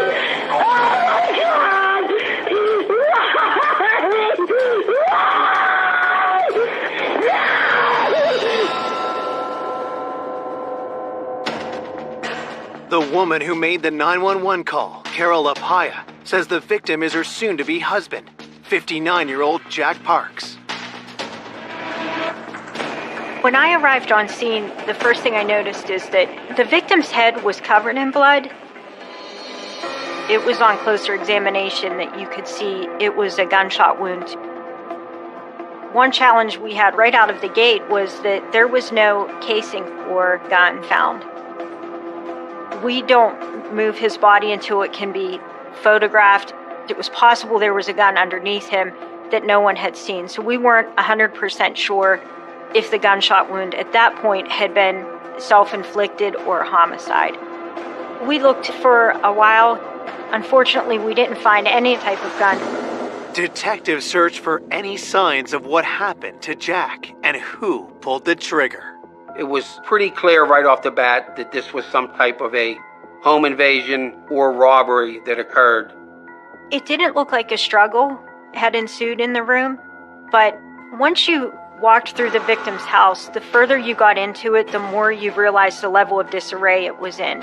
And as you went into the dining room, you started to see jewelry box here, a drawer gone through here, papers rifled through. Upstairs, there was just complete disarray. The drawers were all pulled out. The clothing that was inside the drawers was strewn everywhere. Jewelry boxes flipped open, empty watch boxes laying there. We were trying to determine, was the scene staged? Was someone just trying to make it look like a robbery or a burglary, and when in fact they're just trying to cover up an intentional killing where they intended just to walk in and execute somebody? The house was dusted and processed for DNA and fingerprints. We then began to process the outside of the residence, looking for any type of forced entry, and none of that was found. Our first thoughts were the victim either knew the actor or was familiar with him. That's just our first impression. So, who was friends with the victim, who would have access to the victim, who would have opportunity to the victim, and who would he trust? It really was a shocking case. He was killed execution style. This homicide happened in an area that we don't normally have murders. Jack's death is the first homicide in Kennedy Township in 10 years. The news stuns his family and friends. When I got that phone call and I heard Carol's voice, I knew something was wrong. And she said, "Jack's gone." I said, "What do you mean, gone?" She said, "He's dead." And then she said he was murdered. And I just went into shock. Jack Parks was born the second of 5 kids in Pittsburgh in 1955. Friends and family were everything to him. Jack always made friends. He was one of the best people I've ever known. He would do anything for anybody. We first met in first grade. We hit it off all through high school. And after that, it was a good ride. Jack was so well liked. He could be charming when he wanted to and funny. He was just a wonderful person. In 1989, a chance encounter changed Jack's life. Jack met Carol at the local bar, and I guess they hit it off. They were 2 peas in a pod. Since he brought Carol, we fell in love with Carol. Jack was very close to his family. He had about 9 nieces and nephews. Jack and Carol used to have their nieces and nephews over for sleepovers, making the popcorn and just having a good time. You'd have swore that Jack and Carol were the parents. They didn't have kids, so when those kids were around, they were their kids. Jack had recently retired, but had big plans for the future. At that point in his life, Jack was very content. Him and Carol were going to get married. They've been together for over 25 years. Carol in the beginning really wanted to get married, and Jack didn't. And then at one point, Jack wanted to get married, and Carol didn't. And I used to tell Jack, you know what, I like to be living when you get married, when you say I do. And then when they set the date, I was so happy. It was going to be an exciting, very exciting day. Tragically, Jack was murdered a month before the ceremony was to take place. Her and Jack were going to be married on August 31st of that year, and it was really sad. It was so close. At 5 p.m. on July 21st, 2 hours after Carol found Jack dead, police questioned her at the station. Talking to Carol was so important because, first of all, we had to determine whether she was or wasn't involved, and we wanted to just get the best timeline from her. During the interview with Carol, she explained that she had left for work as usual, her normal time, about 5:40. She starts work at 6. Everything was fine when she left for work. It wasn't until a realtor called her about a potential buyer for Jack's late mother's home. And when the realtor couldn't get a hold of Jack, Carol started to worry. She tried to call Jack and there was no answer. So then she got concerned. He always called her back every time that she tried to get a hold of him. So I think it was approximately about 2 o'clock she left work and then come over and find Jack, of course. Detectives know that spouses are always the first suspect and must determine if they can trust Carol's version of events. We have a timeline between 6 a.m. to 3 p.m. when she returns home. In some cases, if a person's a cold-blooded killer, they may have killed him before she left the house, and then all of a sudden she finds him and the killer's right in front of us. Her demeanor, she was very upset, but you can't take a chance by skipping a stone and not trying to look at her. Detectives are suspicious of why it took the couple so long to decide to get married, and if someone had cold feet. Something that we thought is, are either one of them having affairs with someone else? Could that be a possible motivation, and is this upcoming wedding triggering that? Coming up, detectives uncover a family feud. They just decided to distance themselves from not let him come to the house. And learn Jack's inner circle isn't as loving and devoted as it first seems. Things got more contentious. As police keep digging, more suspects surface. We learned of several burglaries. They had concerns about the employees. They hire criminals. Just when the investigation is about to hit another dead end. We had no idea who would have done this. Detectives make a crucial discovery. It was exactly what we needed. When we got the phone records back, it was, oh my God.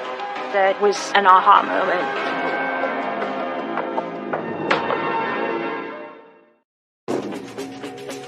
Kennedy Township Police are investigating the area's first homicide in a decade. 59-year-old Jack Parks was found dead in his home by his fiancée Carol in what appears to be a robbery. But since there was no forced entry, investigators try to determine if this was actually a staged attack, and if the motive was something more personal. When we interviewed Carol, we had to look at what role, if any, that upcoming wedding had in what happened. We had to start looking at every aspect of their lifestyle. What were the family dynamics? We had to chip away at a number of things in their life. Things that happened that day, but also things that might have happened in the past that could be a motivation for this murder. They had their differences. They'd have their arguments.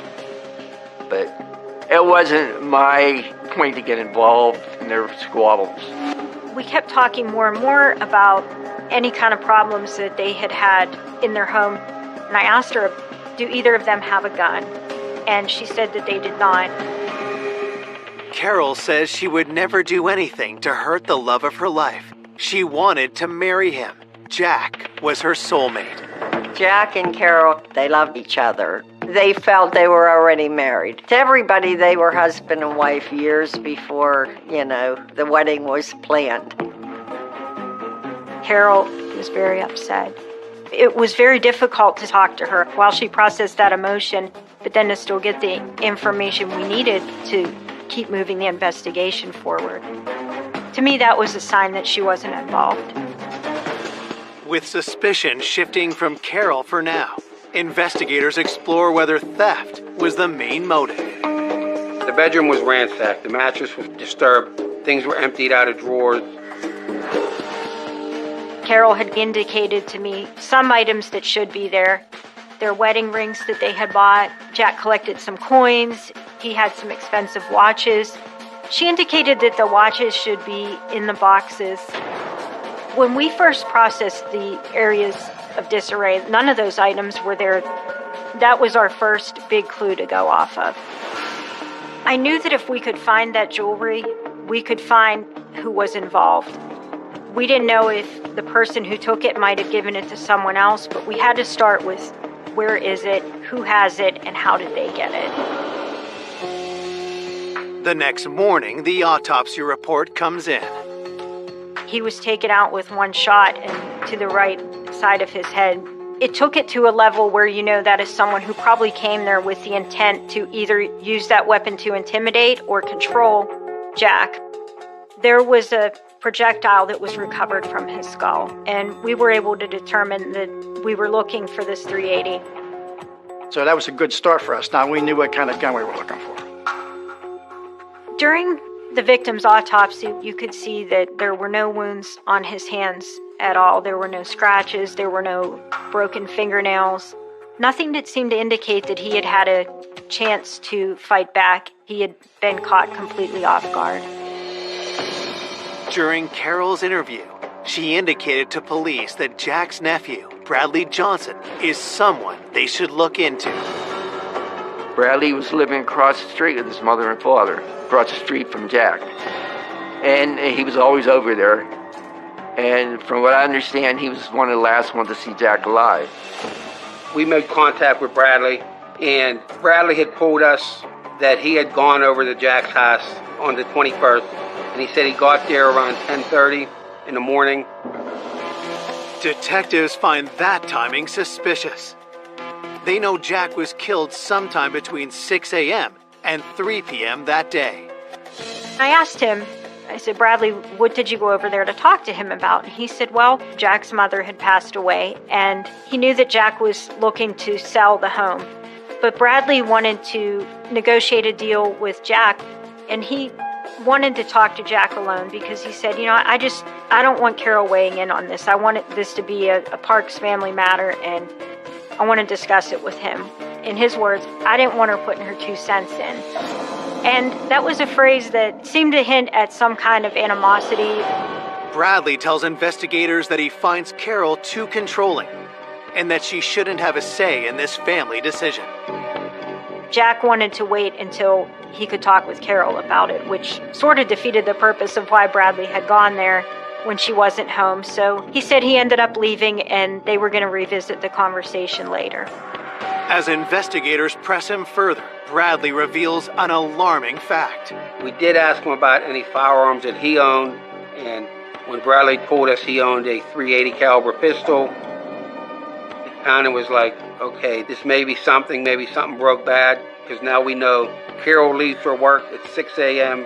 and Jack's alive at 10:30 because Brad's telling us he's over there. He indicated he had left about 11:15. With Bradley's timeline, it definitely seemed that Bradley was very close in time to when Jack would have been killed. And he put himself there. He had the same type of gun. Had the discussion about Jack's mother's house turned fatal? With the timing of Bradley's conversation with Jack, it made me wonder whether things got more contentious than he was alluding to in my interview with him, or did he leave there upset, or did somebody else come back and do something to Jack? It had to be looked into.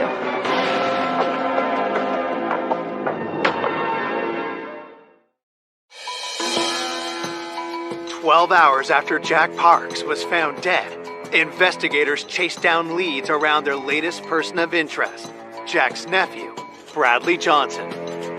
When I found out that Bradley was a suspect, I was mad. I was really upset, knowing that they thought that. But then again, when it comes to an investigation, police are doing their job. Bradley and Jack had a disagreement, and he admits to owning the same caliber gun. So that definitely stepped up our interest in Bradley. This is a gun that we needed to take a look at. Bradley's gun was collected, taken to the lab where it was test fired. The ballistics on the gun did not match the projectile that was recovered from Jack during the autopsy. With nothing concrete linking Bradley to the murder, he is dropped as a suspect. Detectives also corroborate Carol's alibi.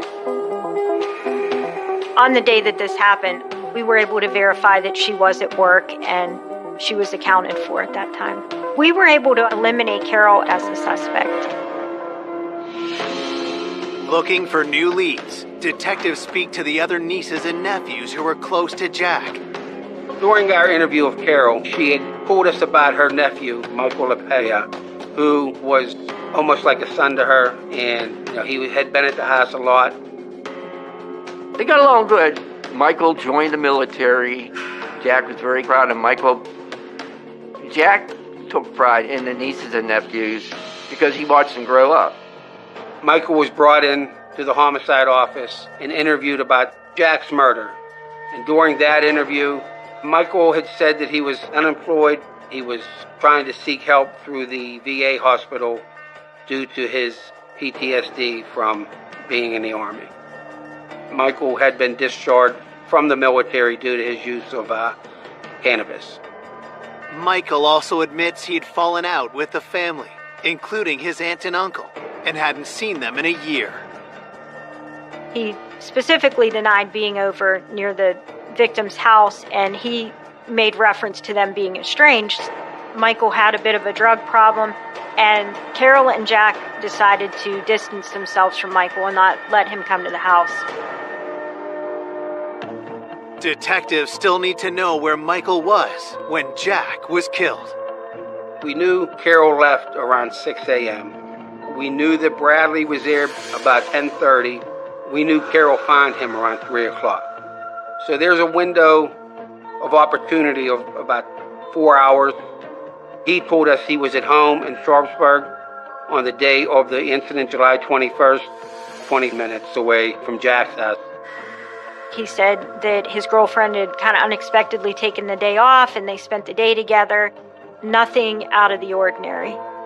He gave us some landmarks on our timeline that we could check out. Michael and his girlfriend Melanie had gone and done some shopping in the town that they lived in. He said that he had had a doctor's appointment at the VA hospital later that afternoon. These were things at businesses and locations that we could check from doing surveillance video or getting sales transactions. Michael's girlfriend Melanie did corroborate his activities, and she stated they had spent the day together. It was determined that his alibi had checked out. A day into the investigation, with Jack's closest circle cleared, investigators escalate the search for the missing jewelry. We were physically going to many pawn shops to try to see if anybody had sold this jewelry. We didn't get any traction with that. That's when we started doing a canvass of the neighborhood. When we were doing our neighborhood canvass, so many people had mentioned near their house there's a meat factory, and they had concerns about the employees. We had heard things like they hire people with records, they hire criminals. From talking to Carol, she said they have a straight view into Carol and Jack's home, and Jack had mentioned sometimes he would let people use his phone or use the bathroom when they were on their break, and it upset her. In a case like this, you may see, hey, look at this guy, he got some gold on. It's a crime of opportunity.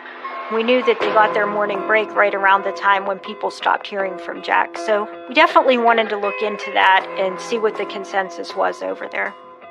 I think we did like almost 40 interviews of all the employees to see who they were. One worker in particular piques police interest. Ronald Levins was a name that came up from multiple employees in the context of people who had gone over to Jack's. This may be the person that Carol was aware that had come over there. Ronald Levins was somebody who had had a criminal history of petty theft and assault, so he was on our radar for sure. Investigators work quickly to bring Ronald in for an interview. Ronald indicated that he had known Jack and they were actually friendly, and that's why he was allowed to come into the house when Carol wasn't home. Carol said she would get upset with Jack. She would say, "Jack, don't just let anyone in our house. You can't do that." And he would just, kind of shrug it off. But she just didn't want people coming into the house that she didn't know. Investigators asked Ronald point blank if he had anything to do with Jack's murder. He said he had no involvement in Jack's death. The day that Jack was killed, Ronald didn't come to work. He had actually taken scheduled vacation for Friday and Monday. Ronald Blevins' alibi checked out, and we were able to eliminate him as a suspect in this case. Desperate for a new lead, investigators look for similarities with other robberies in the area. After Jack's murder, we talked to the local authorities, and during that we learned of several burglaries, one of which an older lady was burglarized and about $5,000 worth of quarters were taken. Jack's killer had stolen his coins as well as jewelry. Is this the same person? And could they strike again? The neighbors were very afraid. We still have a killer out there. It was a whodunit. Once something like this happened, you think that anything's possible now.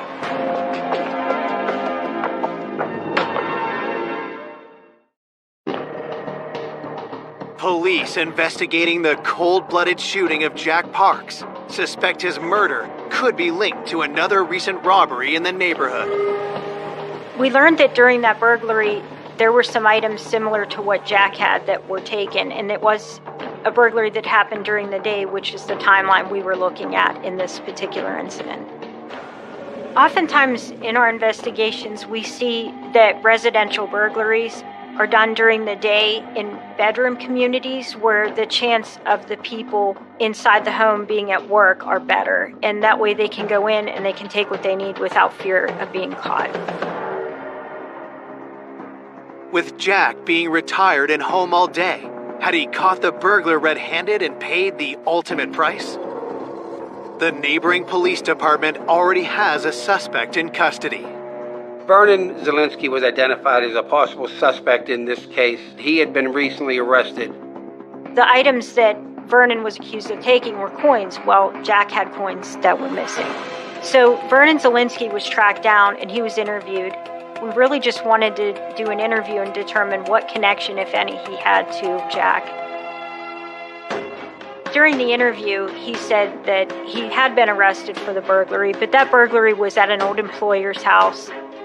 He denied knowing Jack, and he said that the day that this happened, he was actually at work. We confirmed that through his new employer, that he was working that day, during the time frame that this would have occurred.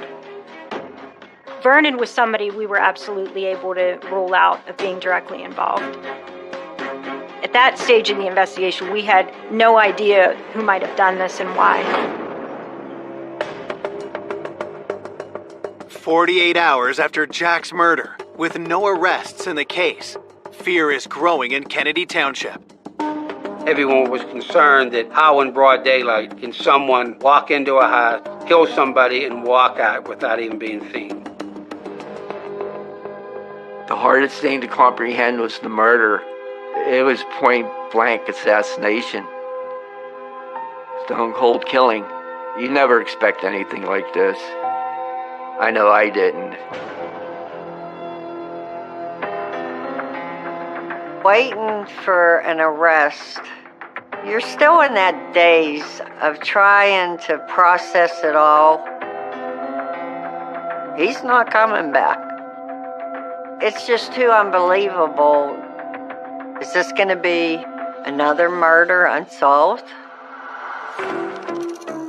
We had a lot of information to go on, and we were constantly moving the investigation forward. People were being eliminated, further suspects were being developed.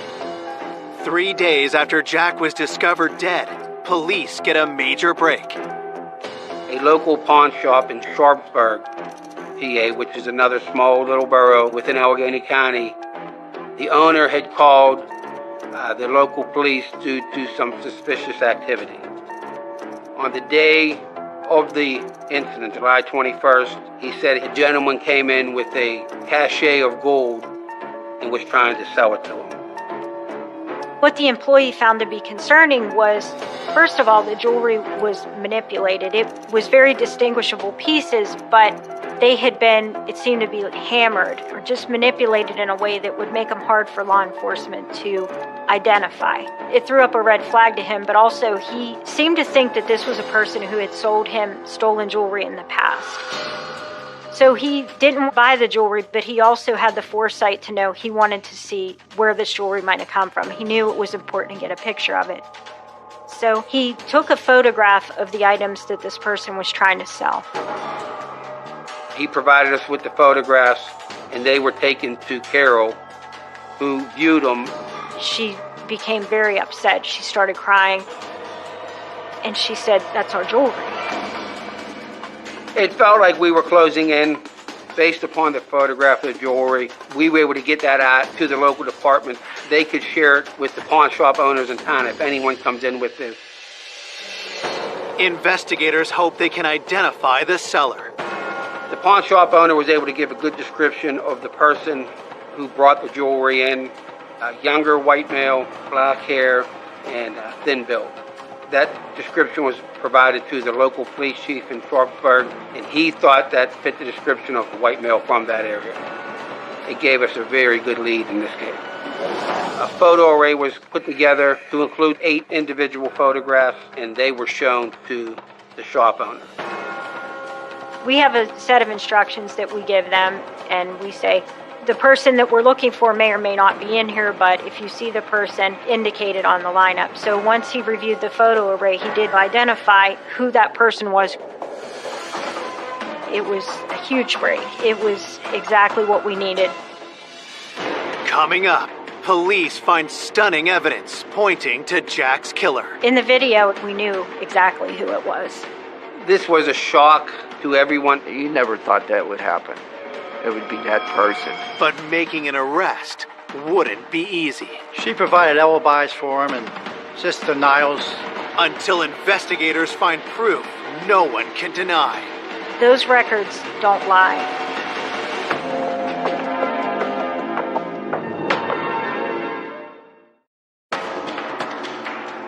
Detectives have just identified the man who tried to pawn murder victim Jack Park's jewelry. His name? Brian Gibbons. He's been a known thief to the local police department. We went after that lead strong. We were feeling pretty confident that Mr. Gibbons may be our man, or at least know who our man was. We were very excited and very motivated to go find him. Brian has a long history of petty crimes, but investigators need to determine if he's a killer. 4 days after the murder, they get a warrant to search his home. Specifically, we were looking for any of the very distinguishing items that Jack Parks had. Unfortunately, we didn't find any of the victim's jewelry in the house, but we did find some items that did turn out to be stolen from someone else. Based upon the search at Mr. Gibbons' residence, we were able to arrest him and have him sent to the county jail. Investigators question Brian about Jack's missing jewelry. He said that he didn't have anything to do with it. At that point, we were trying to determine if perhaps he'd been given some jewelry to sell, that maybe he didn't know its origin and he went to go sell it. We really just wanted to see if we could come up with any connection to rule him either in or out on the homicide of Jack Parks. Brian tells detectives he doesn't know the victim and has never been to his home. He said he had no connection to Jack at all. He denied having any knowledge of the Jack Parks homicide. We asked, well, what's your alibi? And he goes, I was arrested for entering an abandoned house that day. And that was confirmed. Brian was not the killer. He had a solid alibi. It was clear that he was not the same individual who had come in to the store on that Monday that tried to sell the jewelry. The pawn shop owner mistakenly identified the wrong person. The investigation kept hitting dead end after dead end. We thought we had it, but then once we eliminated him, we took a pause. We just stepped back a minute, not start all over, but then keep everything else in perspective. While detectives hunt for new leads, Jack's loved ones struggle with their grief. Instead of looking forward to Jack's wedding, 5 days after his murder, they attend his funeral. When he told me he was going to get married, his brother and I would have stood up for him. I was proud because I was never a best man. And there I was, carrying his casket.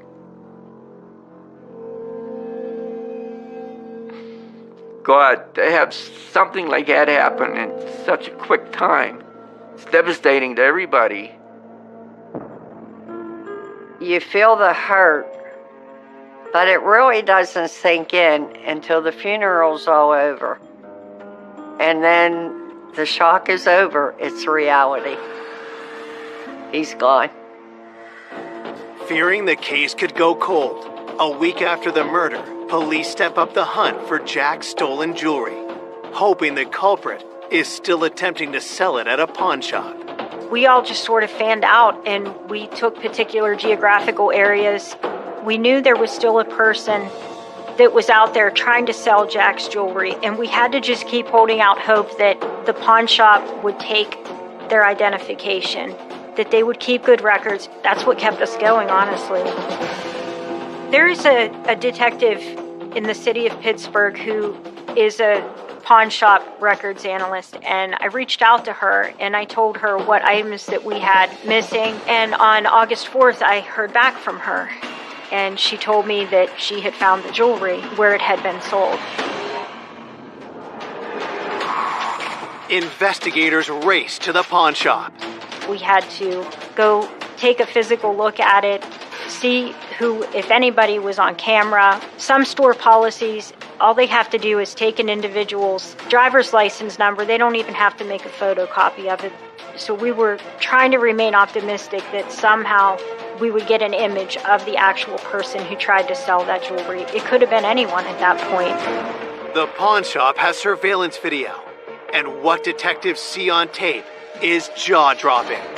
It was, oh my God.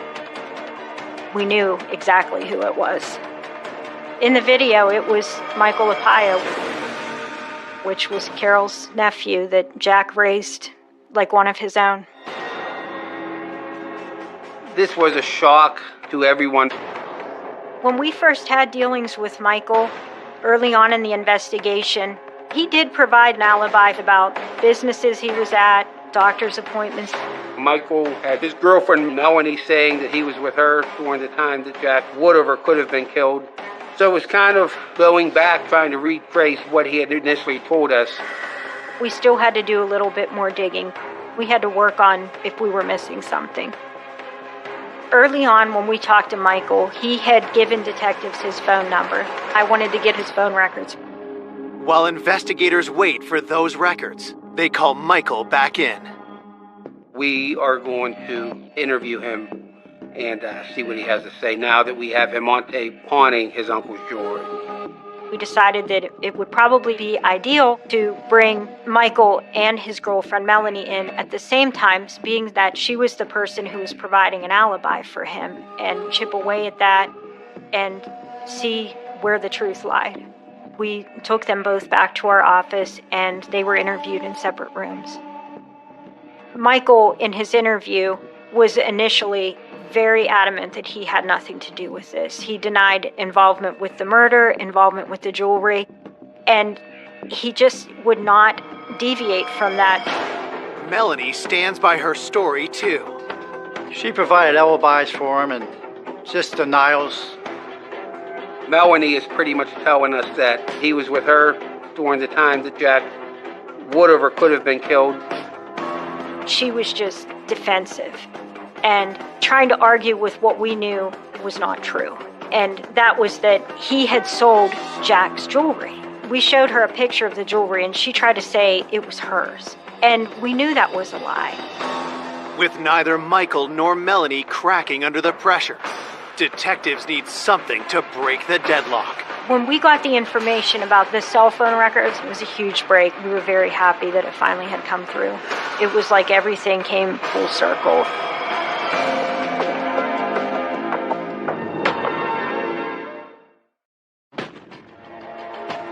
2 weeks after Jack Parks was shot to death in his own home, investigators get the break in the case they needed: incriminating cell phone GPS data. When I got Michael's phone records, I started to see where generally he spent most of his time, which was consistent with his home. He told us he was in Sharpsburg, 20 minutes away from Jack's house, on the day of the incident. Parts of his alibi checked out, cell phone data-wise, but there was an anomaly where about 11:45, his cell phone pinged over in the area of Jack and Carol's house.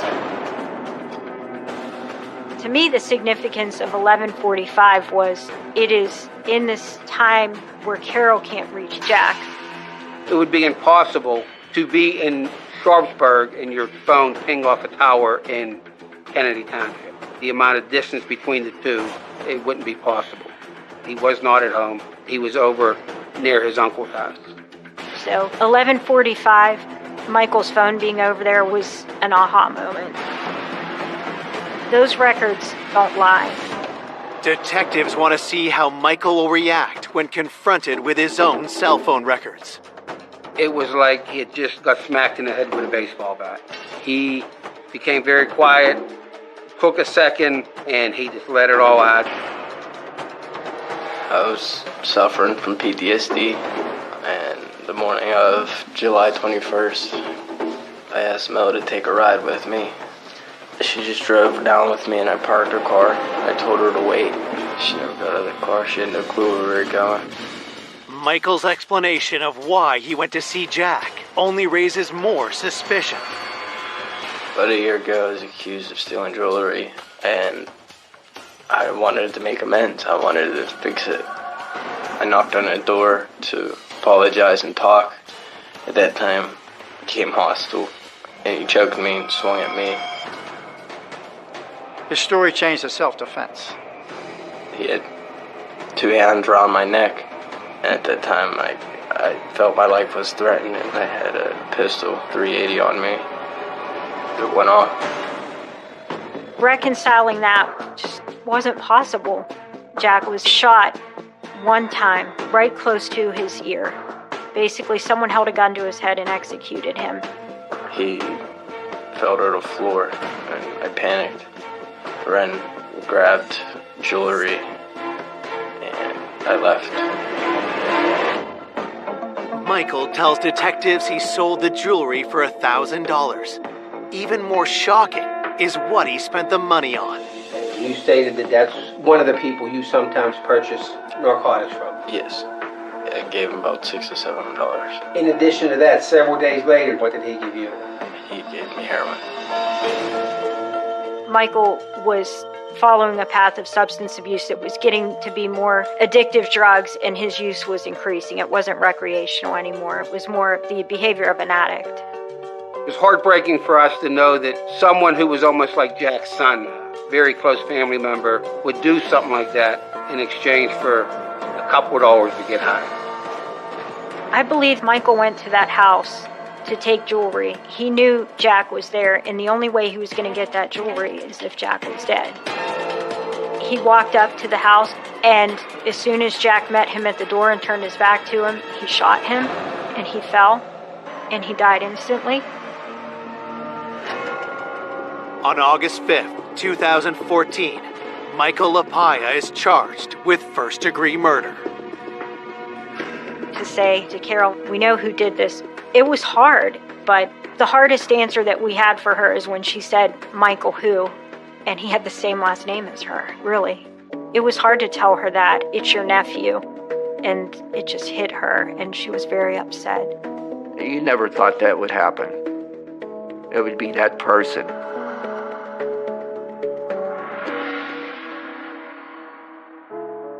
It's still to this day so hard to believe that somebody that they loved, Michael, could have done something like this. I mean, what he did, I can't describe. There's no words. At trial, Michael is found guilty. On December 9th, 2015, the 24-year-old is sentenced to life in prison. He took a loving, caring man and just executed him. There was no winners. We lost Jack. Who won? Nobody. I would never forgive him. Michael took away my best friend, my brother. He took away a lot from me. To this day, I still hate the guy. Jack will never be forgotten. In the beginning, it's hard talking about a loved one without really breaking down crying. But you continue to talk about him. You keep their memory alive.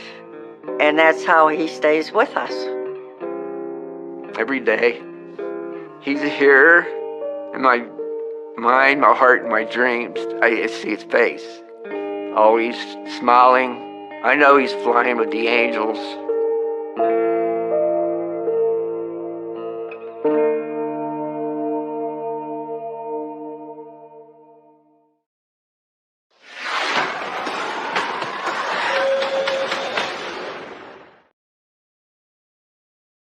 A self-made couple making plans for the next stage of their lives. They were getting ready to have a quiet retirement. They were such a beautiful couple. They would give you your shirt off their back. They had a lot of friends and loved spending time with family. Gunned down, execution style, in their own home. It just seemed to make no sense. Who would do that, and what could possibly be the motive? While searching for the killer, investigators uncover a world of greed and deceit. We looked at desperation. She was desperate for money. He felt he had been treated badly, basically kicked to the curb. People were saying that he was very upset. It certainly is motive. A series of chilling discoveries. We learned that he was receiving hundreds of thousands of dollars. Everything he's told us is a lie. Points to a killer no one ever imagined. People were shocked. It shows what a messed up psyche he's got.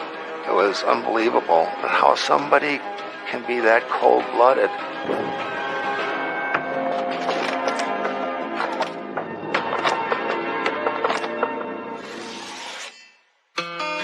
On the outskirts of La Crosse, Wisconsin, lies the prestigious neighborhood of Berry Mills. In early spring of 2010, this quiet community is rocked by a disturbing 911 call. 911, what is the address to David? Okay, what's going on? I'm at my mom and dad's house. I came out to check that on the... Your dad is what? He's on the floor. Where's your mom? My mom is by the computer. Is your mom breathing? No. Okay, and your dad is not breathing? No. Okay, all right.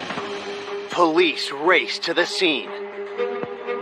First responding officers lead 40-year-old Eric Kola away from his deceased parents' home, while detectives head inside. We could see that there was a male lying on the kitchen floor. There was a large pool of blood around his head. The blood was coagulated, so it had been there a while. You know, it wasn't fresh blood. He was holding his car keys in one hand. He had his coat on, so it was clear that he had just walked in the door. He hadn't even said everything on the counter yet. As I viewed the male victim, the wounds appeared to be a gunshot. It was near the temple of his head. Around the corner is like a hallway entryway with a computer desk, and the female victim was there. She was shot in the head also. Their hands are on the keyboard, and so you could see that she had been typing before she was shot. What she was typing didn't appear to be significant, but it made us believe that she had no idea that someone was behind her going to shoot her. It appeared that they ambushed them. The victims are identified as 68-year-old Dennis Kola and his wife, 65-year-old Myrna. As investigators examine the scene, they make note of other telling details. We didn't know if it was a single killer or more than one person, but you would expect more disturbance if there were more than one, or that they would have overpowered the victims, and that didn't seem to have happened. With Myrna sitting at the computer comfortably, it led us to wonder if she was the first to be killed. And her husband, Dennis, came home, and he was the second one shot. There was the smell of decomposition. At that point, we weren't sure how many days earlier they were killed, but we needed to get information pretty quickly. Detectives find no sign of forced entry and no indication of any kind of struggle. The crime lab comes in. They collect fingerprints and DNA and the computer for analysis. We went upstairs and we noticed in the one bedroom there was a dresser that was disturbed, and it appeared that it had been ransacked. What was unusual about it was the person started at the top and worked their way down with the chest of drawers. But if you did it that way, you wouldn't be able to see what was in the drawer below it. This looked like someone was trying to make it look like a burglary, but nothing seemed to be missing. And there were many other valuables in the house, including Myrna's purse, and Dennis' wallet was still in his back pocket. It looked like this was staged, quite frankly. While investigators continue searching for clues, they find what could be a key piece of evidence. The bedroom had a .22 rifle in the closet. There's also a box of .22 shells on a shelf that had been moved and partially opened. That was very possibly the gun that was used in the homicides. So the gun is sent to the crime lab for an analysis. As the crime scene investigation continues, news of the murders spreads quickly through the close-knit community. When I heard about it, I thought, I can't believe this is happening. I was devastated. It hit me real hard. It was like, why would somebody kill them? And everybody loved them. Born and raised in Wisconsin, Dennis and Myrna Kola had been happily married for 42 years. Dennis and Myrna had a lot of friends. They had deep roots here. They had children and grandchildren, and they were very popular. I didn't hear of anyone that had anything bad to say about either one of them. From humble beginnings, Dennis rose to become a successful businessman. Dennis had graduated as a pharmacist, and he had owned a number of pharmacies and businesses throughout the years in different locations. I worked with him for 2 years. As a boss, he was down to earth, fantastic guy. If you needed something, he was there. He treated me like a daughter. Dennis was successful in life and in love. Him and his wife, they were always happy, having a good time. Myrna had a lot of energy. She was very sociable.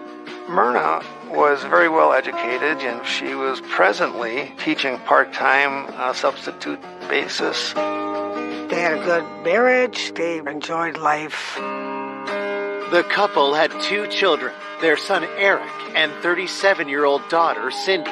Both were married with families of their own. Their family seemed pretty tight. Dennis and Myrna, they were involved with their kids and involved with their grandkids. These were parents who were very dedicated. They really wanted the best for their kids and loved spending time with family. Dennis and Myrna were getting ready to have a quiet retirement and relaxing and enjoying life.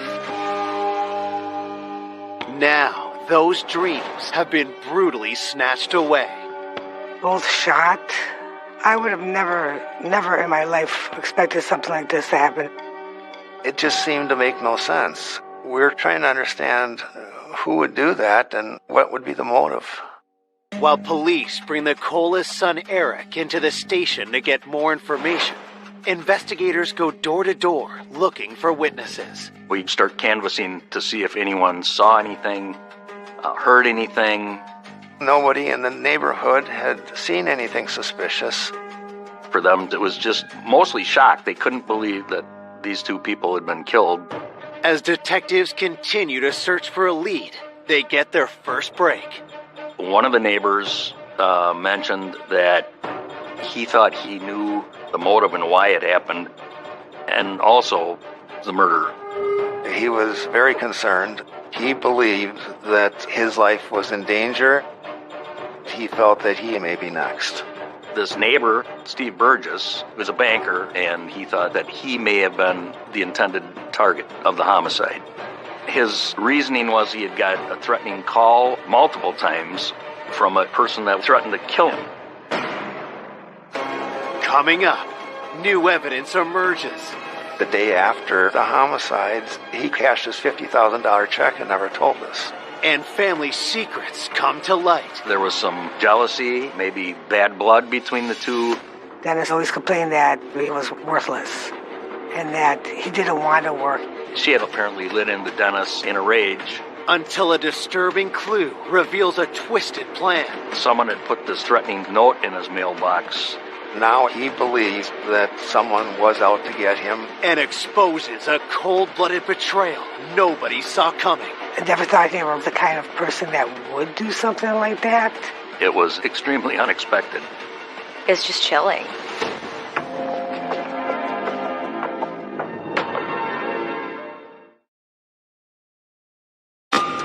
Grandparents Myrna and Dennis Kola have been brutally executed in their own home.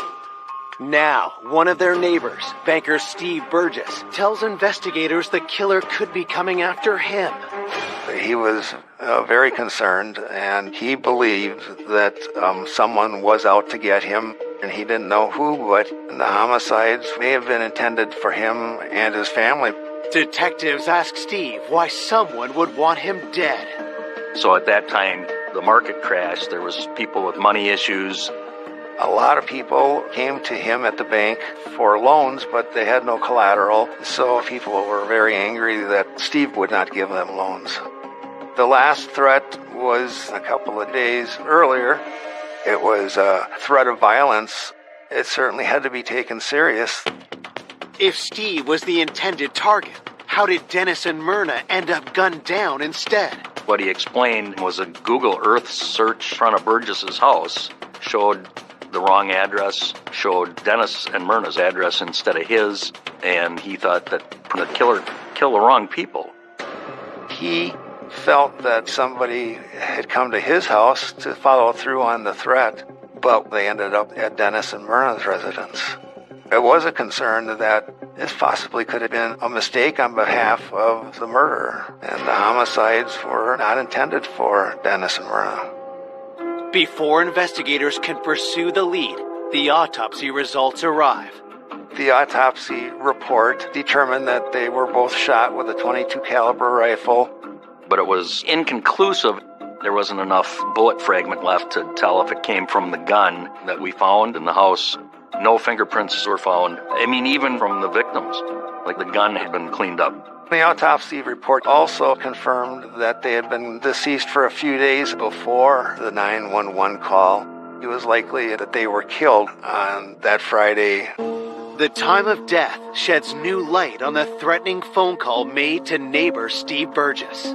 We saw that call had come in Sunday morning after the Koulas were murdered. So the timeline it didn't make any sense. We were able to determine that the threats against Steve Burgess had nothing to do with the deaths of Dennis and Myrna. With their first lead a bust, detectives turn their attention closer to home. We knew Eric and his sister Cindy were very close to their parents. Eric did day trading and stuff like that, work on stocks. He was doing well. Dennis and Eric were pretty close. Some people would say like bread and butter. They'd have get-togethers all the time. Eric was the one that found the bodies. We needed the conversation with Eric for information that he might be able to provide us. Hoping he can provide details about the crime, investigators interview Eric at the station. Eric was still extremely emotional over the deaths of his parents, but he said he wanted to be as helpful as he possibly could and would do whatever he could to try to find who was responsible. Detectives ask how he came to find his parents had been killed. He said the school called and said that Myrna hadn't shown up for work. They called his parents and they didn't respond. So Eric tried calling and was unable to get an answer, so he called his sister and asked if she had any contact with them, and she had not. He became concerned and drove over to the house. Once he walked in the house, he observed his father lying on the kitchen floor and started searching for his mom, and then also found her deceased. Eric said he was extremely close to his parents. His dad, supported all of his endeavors. They were just the best of buddies. We asked Eric what was the last time he had seen his parents, and he said a few days before the homicides. He visited them like he did all the time. He said his dad was working on the deck, and his mom was doing laundry. There didn't seem to be anything unusual. Investigators asked Eric where he was on the day of the murders. He said that Friday was he and his wife's anniversary.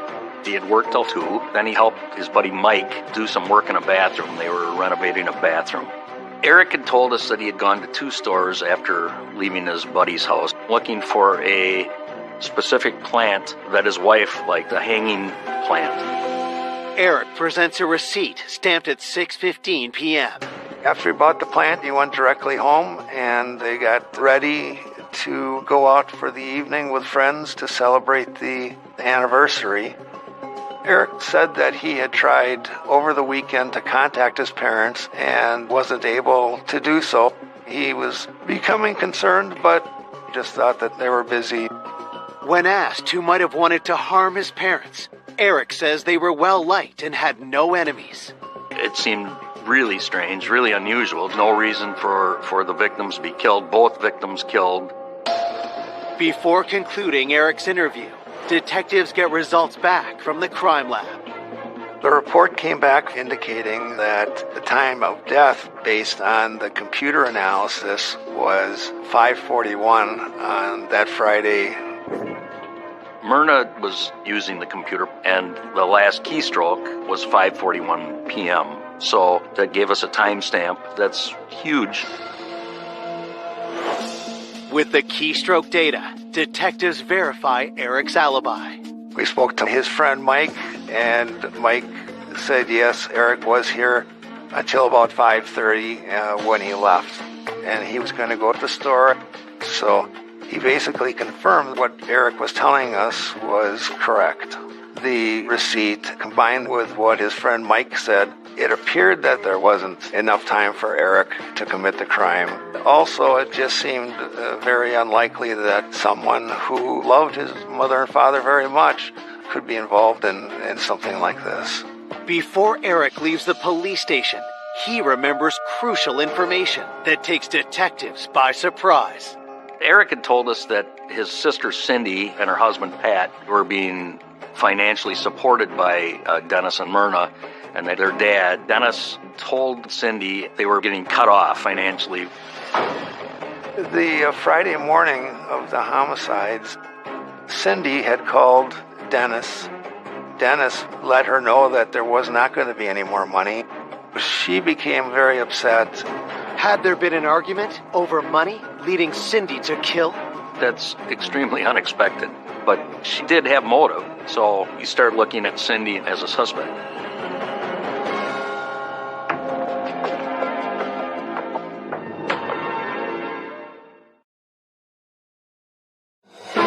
Police investigating the double homicide of Dennis and Myrna Cola believe their daughter Cindy may have been angry with her father after he cut off financial support. The two had a tense conversation just hours before the murders. When we started talking to the circle of friends and family, we were told Dennis was more than generous. He gave tens of thousands to Cindy and her husband. Cindy relied on her parents. They needed this money to pay their bills. When Dennis had told Cindy that he was cutting her off, she didn't know how those bills were going to get paid. Detectives learn the Colas children are set to inherit over $700,000 from their parents' death. While son Eric is known in the community as a successful businessman, Cindy's circumstances are different. Cindy didn't have much money, if any, and she was constantly asking for money because they were not making ends meet. She was working a minimum wage job or a little above that, and Pat, her husband, couldn't keep a job, would quit or get fired. They were living paycheck to paycheck and Dennis's handout to handout. Me and Dennis would talk about Cindy at the pharmacy, and he kept telling me that he was sick and tired of supporting her every month, helping them out with their bills and stuff like that.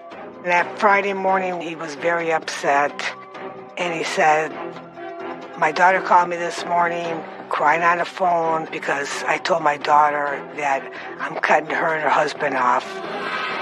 When she would get upset, she would get just extreme, over-the-top emotions. Cindy hearing that the cash cow was being butchered would be a reason for her to now go off the rails, and it went from bad to worse. Cindy became a strong suspect. Police bring Cindy into the station for questioning. Cindy appeared broke up over the deaths of her parents, but she really laid out the family dynamic. Her parents had considered her the black sheep of the family. She said that she didn't believe her parents cared about her like they cared about Eric, and she was upset with how they treated her. She told us, according to her parents, that Eric could do no wrong, and that Cindy was a disappointment and continued to be a disappointment. But Cindy denied that she had anything to do with her parents' death, even though there was this friction between them.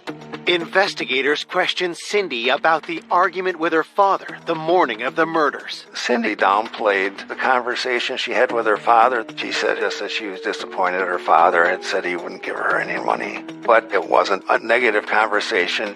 Detectives wonder if Cindy is more guilty than she's letting on. There was a lot of tension between Cindy and her parents. There was disapproval there. We looked at desperation. She was desperate for money with the inheritance, and given her bad feelings, all these things could lead to the fact that she may have been the one that took the lives of her parents. With suspicion swirling, police asked Cindy where she was when her parents were killed. On Friday, she was working and had left at 4:45. They have a time clock. She had punched out. After work, she had stopped at the store just after 5:30. She purchased beer and ice, and then her and Patrick at a barbecue with the neighbors. Police worked to confirm Cindy's alibi. She was working. That was verified then. Cindy had stopped at a Quick Trip, and the Quick Trips all have video, so she was on camera at a Quick Trip near her home at the time of the homicides, not anywhere near her parents. While Cindy is ruled out as the shooter, her husband Patrick comes into focus. Family and friends said that Patrick did not get along with Dennis and Myrna, and Patrick stood to inherit a substantial amount of money along with Cindy. Dennis did not like her husband at all. He told me that Cindy's husband married Cindy for the money because he knew that Dennis and Myrna had money. Dennis always complained that his son-in-law, Patrick, was worthless and that he didn't want to work. He sits and plays with the video games, and he's too lazy to go find a job. Investigators dig deeper into Patrick's relationship with his in-laws. Talking to family and friends, we learned that Dennis and Myrna were upset when Patrick and Cindy got married. They asked Cindy not to marry him. They felt that he lacked motivation, and they remained unhappy with him. And I think the feeling was mutual. According to some reports, when there was alcohol involved, he could have been a violent person. Apparently, the Friday morning of the homicides, Cindy told Patrick that they were not going to be getting any more money. People were saying that Patrick was even more angry than Cindy, that they were being cut off financially. It was a large red flag. Detectives also learned Patrick had the capability to pull off an execution-style hit. Eric and other relatives were now pointing us toward Patrick, saying that he was a Marine and that he knew how to handle weapons. It certainly moves Patrick up to the top of the list as far as suspects.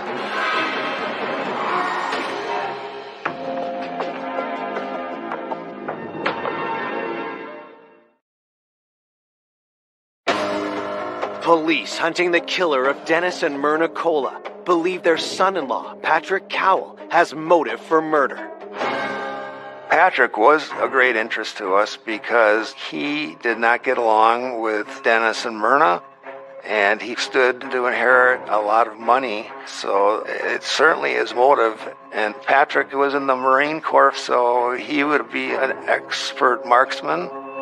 When I heard that the police are starting to question him, I thought maybe after Dennis mentioned cutting them off, that might have triggered his son-in-law to kill them both. At the police station, detectives confront Patrick about his relationship with his in-laws. Patrick said that he was not popular in that family, that he was not comfortable with them, they weren't comfortable with him. There was kind of a cold relationship. He knew from Cindy that they were being cut off from Dennis and Myrna. He wasn't happy about it, but he denied having any involvement in the homicides. Investigators press Patrick about where he was at the time of the murders. He was without a job at the time, and basically he spent most of his day on the sofa with Xbox. We asked if he had any guns in the house, and he agreed that he did. We asked if he would turn those over to us, and he said he would. As detectives wrap up their interview with Patrick, patrol officers are dispatched to collect the gun and gaming console, which are then sent on to the crime lab. The gun had been analyzed and, in fact, was eliminated as the weapon used to kill Dennis and Myrna. Also, we were able to prove through the crime lab that he was on the Xbox at the time he said he was. And so that eliminated him because he was home at the time that Dennis and Myrna were killed. With Patrick ruled out, police are left scrambling for new suspects. The unsolved homicides leave the community on edge. When a crime like this happens in a small town, like Berry Mills, there's a lot of pressure on law enforcement to get it solved. People want answers. These aren't strangers to them. These are people they know. People in that neighborhood were fearful. You know, the closer you are to something like that, the more concerned you are. We were kind of scared for our lives because we didn't know why something like this would happen. Looking for new leads, investigators dig into Dennis's business connections and the wealthy pharmacist's other ventures around town. Dennis had a nephew, Nick Herring, who was promised a business from Dennis. They were going to open a car dealership together and actually did. What we understood was that Nick was very familiar with running car dealerships and had done a good job. Business was good, but then Dennis changed the deal. As the dealership was up and running, Dennis brought Eric, his son, in to start running it with Nick, and there was some jealousy, maybe bad blood between the two. Nick was like complaining all the time, so Dennis had to go help out with the business. Dennis said they could not get along together, and he ended up buying Nick out. At that point, Nick was quite unhappy, and there was some falling out. Tension mounted until Dennis sold the business, leaving Nick resentful. Nick lost a pretty substantial amount of money, so he would certainly have reason to be upset. Could Nick have harbored a deadly desire for revenge? Police bring him into the station for questioning.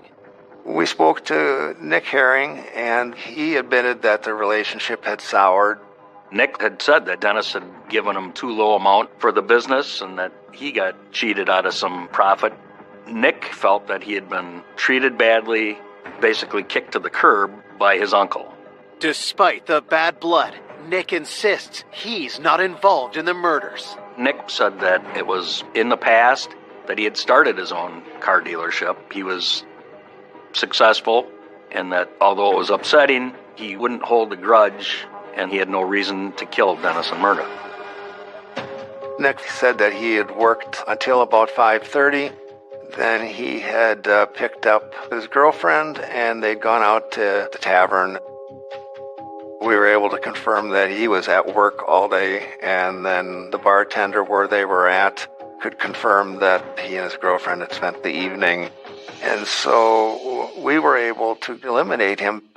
Having ruled out yet another suspect, the investigation into the Cola murders hits a roadblock. It was very disturbing because it just seemed to make no sense. Here's a couple that are a retirement age, had long, successful careers.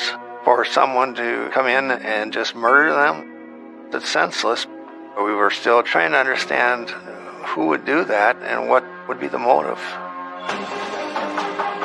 1 week after the murders, police receive news that jolts the investigation back to life. We get a call that a patrol car is being sent out to Eric Kula's residence for a suspicious item in the mailbox.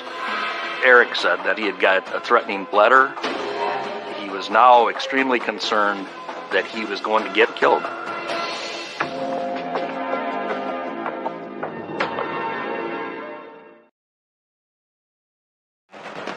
One week after Dennis and Myrna Cola are ruthlessly gunned down in their own home, police learn their 40-year-old son Eric has received a threatening note.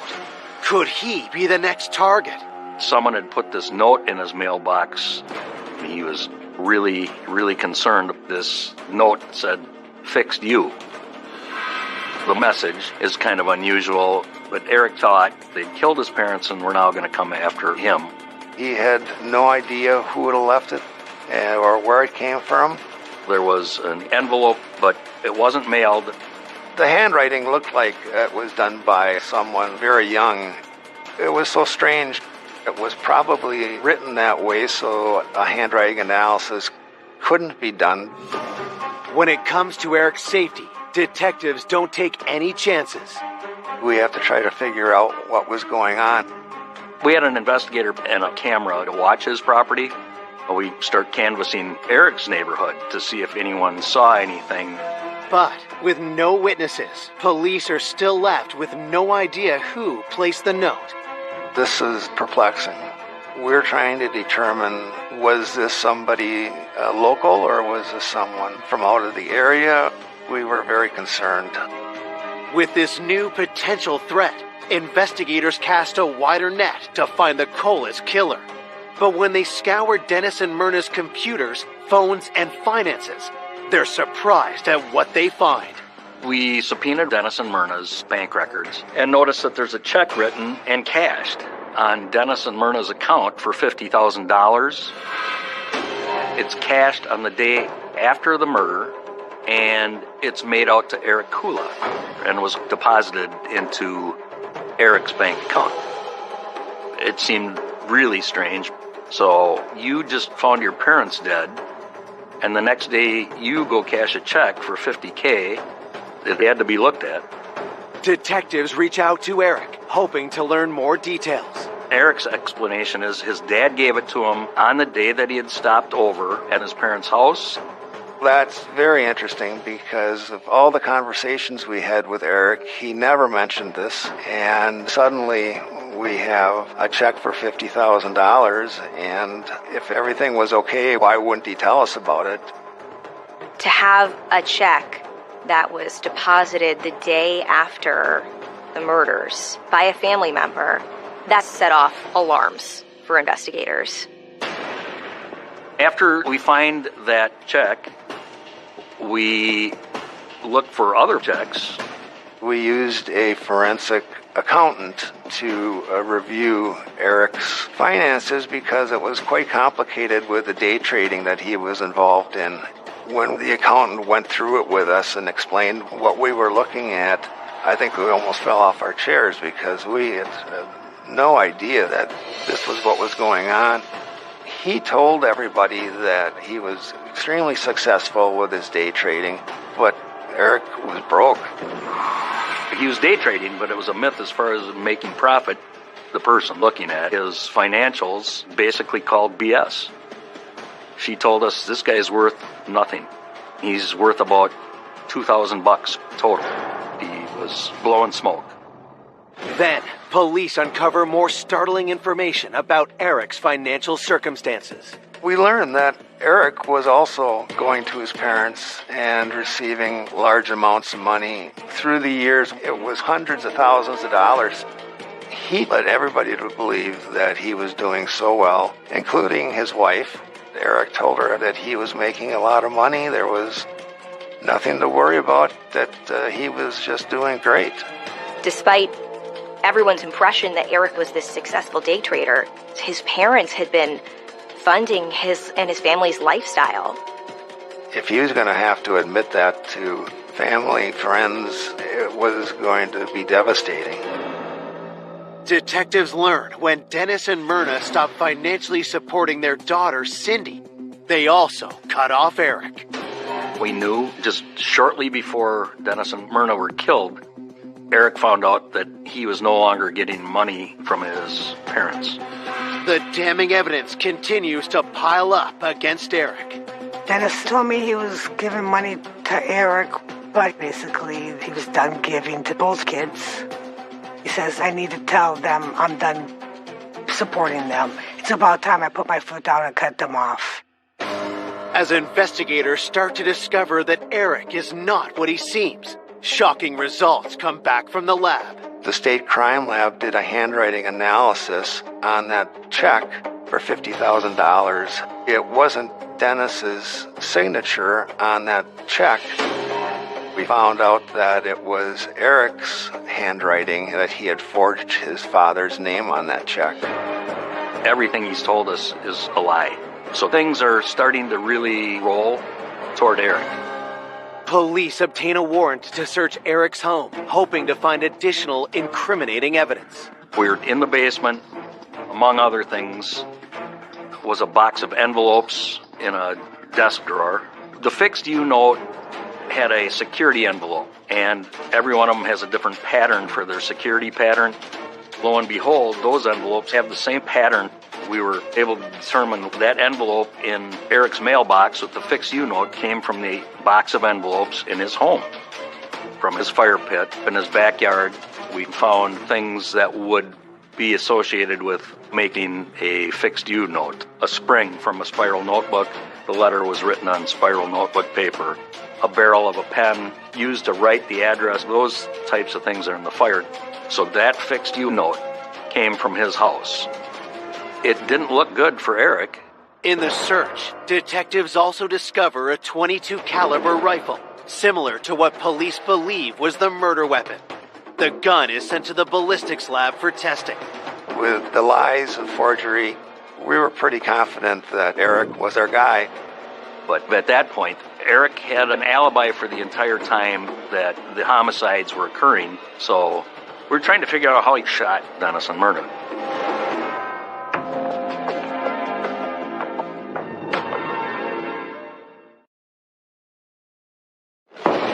Detectives investigating the double homicide of Dennis and Myrna Cola suspect the couple's own son, 40-year-old Eric, is the killer.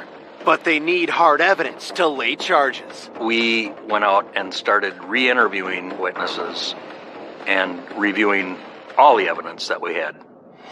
As detectives try to learn more details about Eric's connection to the crime, the ballistics results come back. Police wonder if the rifle found in Eric's home will prove to be the murder weapon. Dennis and Myrna were shot with a .22 caliber rifle, but Eric's gun wasn't the gun that was involved in the crime. Undeterred, detectives recheck Eric's alibi for when his parents were being murdered. The time of death, based on the computer analysis, was 5:41 on that Friday.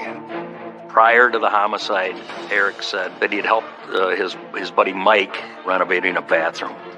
When we originally talked to Mike, he said that Eric had left his house about 5:30, but when we re-interviewed him, he said it's very possible it could have been earlier. Once Mike's story changed, we really thought that we were heading in the right direction. Investigators take a closer look at Eric's timeline. Eric had told us that he had gone to 2 stores after leaving his buddy's house to get a specific plant for his wife. At the time of the homicide, he had stopped at the first store, and that store didn't have it, so he had to go to the other store, got the plant, and produced a receipt. Eric's receipt is stamped 6:15 p.m. The second store is located only 10 minutes from the Cola's residence. But where was Eric at 5:41 when his parents were being shot? We checked with the garden center, the first one he went to, and they had plenty of those plants on the day and time that Eric said that they didn't have any. We also reviewed video footage, and he's not there, nor is his vehicle seen coming or leaving the parking lot.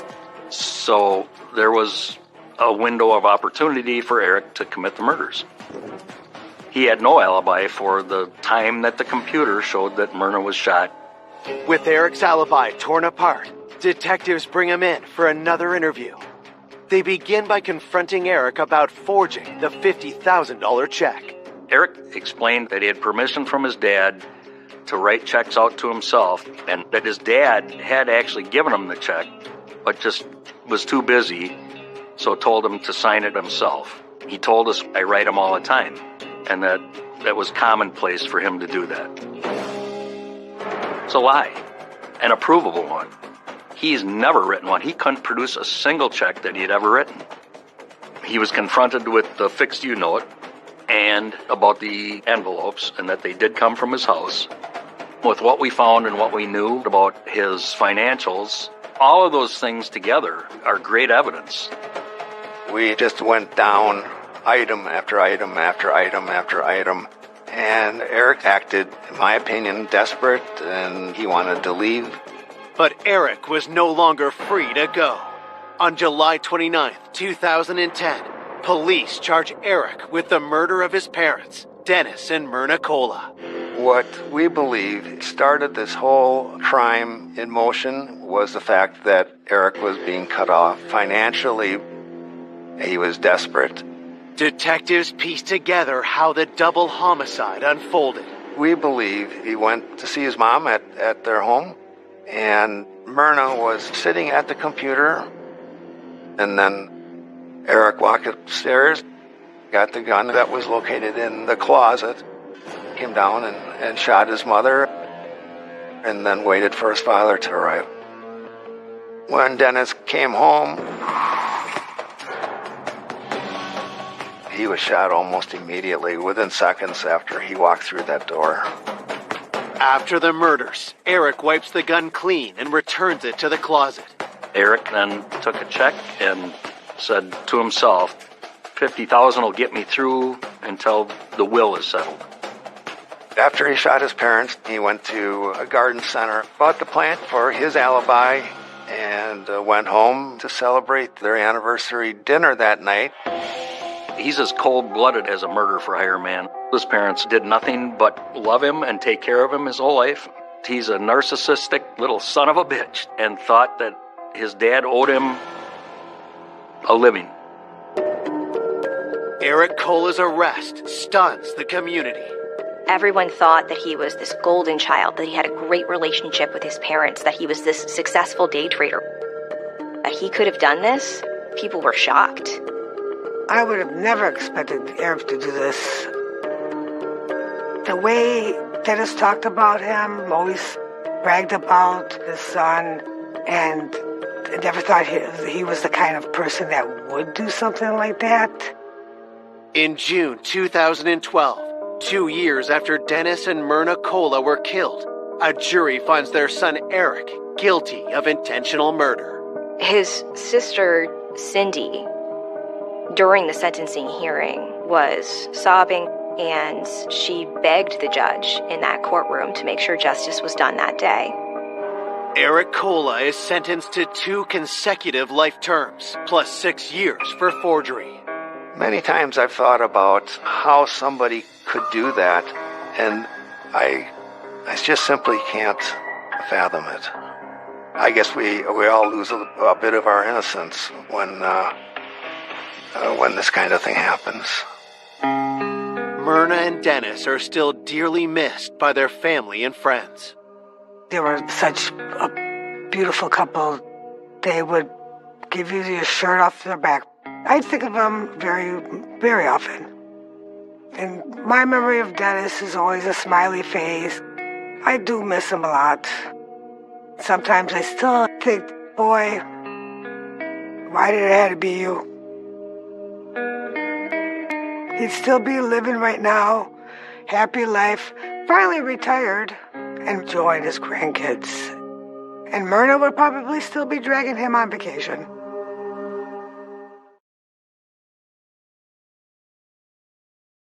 A wealthy entrepreneur.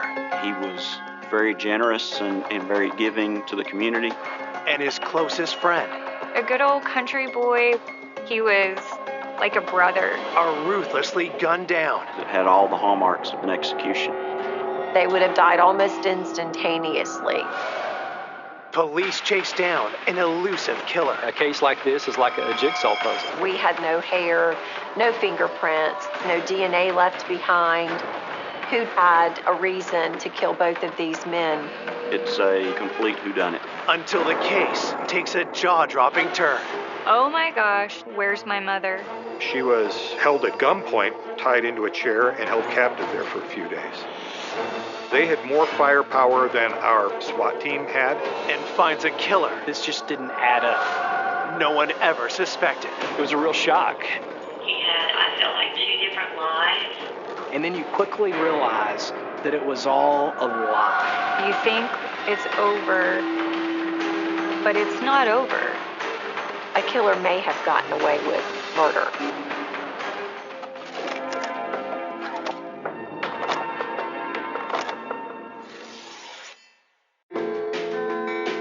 Conway, Arkansas, a small city with southern charm, just outside of Little Rock.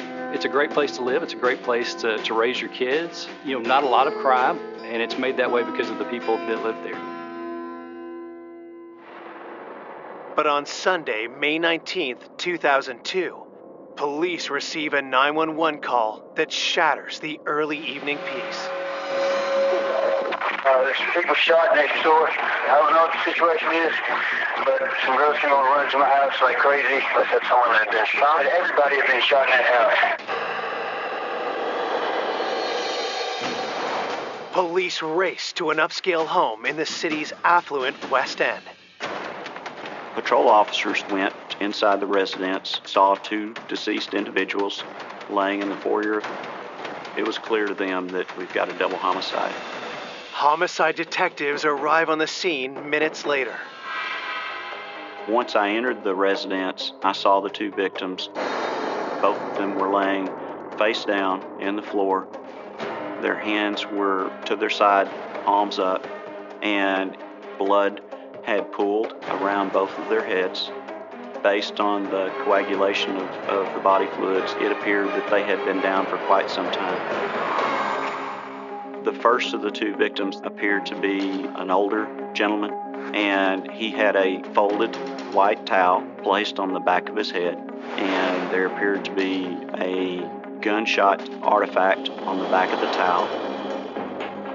The second victim, the younger man, he had a gunshot wound to the back of the head, and there were white fibers on the back of his head, consistent with the same white towel. Detectives find no sign of a murder weapon, but something else grabs their attention. We found a ball cap, and inside that ball cap there was an unspent .45 caliber round. We weren't really sure if that was something that had been purposely left there at the crime scene or if that was done inadvertently. An extensive search of the house finds no evidence of forced entry. There were no signs of disturbance and tons of things of value that were still inside the home. Both wallets of the victims were found in the next room. That kind of took away from the idea that this was some sort of robbery or home invasion. My professional opinion was it had all the hallmarks of an execution. But if this was an execution, why were the victims targeted? And who were they? A young lady by the name of Brandy that had discovered the bodies told us who she believed the victims to be. We were able to confirm with photo ID that the older of the 2, the homeowner, Carter Elliott, a local businessman. The second victim was a close personal friend of Carter Elliott, Timmy Wayne Robertson of Star City, Arkansas. Brandy indicated that she and Carter were in a relationship, and she knew Timmy Wayne because Timmy Wayne sometimes stayed with Carter. Brandy agrees to go to the police station for questioning, while police reach out to the families of the two victims to tell them the terrible news. I was in my apartment and my mother came over. She said, "Oh, Ashley, I'm so sorry." And I said, "Who died?" And she said, "It's your father." I just crumbled to the ground and felt like I had been punched in my stomach, and all I could do was cry my eyes out. I didn't know what had happened. I just knew he had been shot. From his humble roots in the tiny city of Helena, Arkansas, to owner of a multi-million-dollar chemical company, Carter Elliott was a self-made success story. My father was an amazing man. He and my mom got married in El Dorado, Arkansas. My mom was 17 or 18, my dad 20. He didn't go to college, but he's just dedicated and a hard worker and very driven. My dad was really social and he was a lot of fun. He was like social butterfly. He was just fun to hang out with. Behind that larger-than-life personality was a man devoted to giving. He wanted to help people. If you were around him or spent time with him, you were taken care of. One of the people Carter helped was a young man who Carter met through a family friend.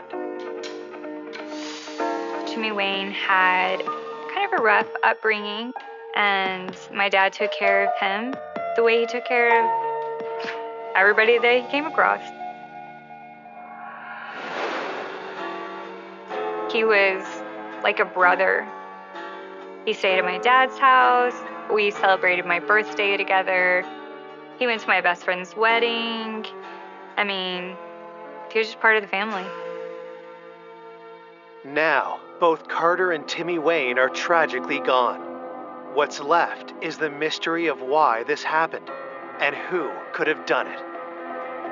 I can't fathom what had happened or transpired to be shot in the back of the head, face down. It's just so unbelievable. At the house, investigators continue combing the crime scene. We dusted the house for latent fingerprints. We went through the trash. We're looking for anything in particular that might give us a legitimate lead.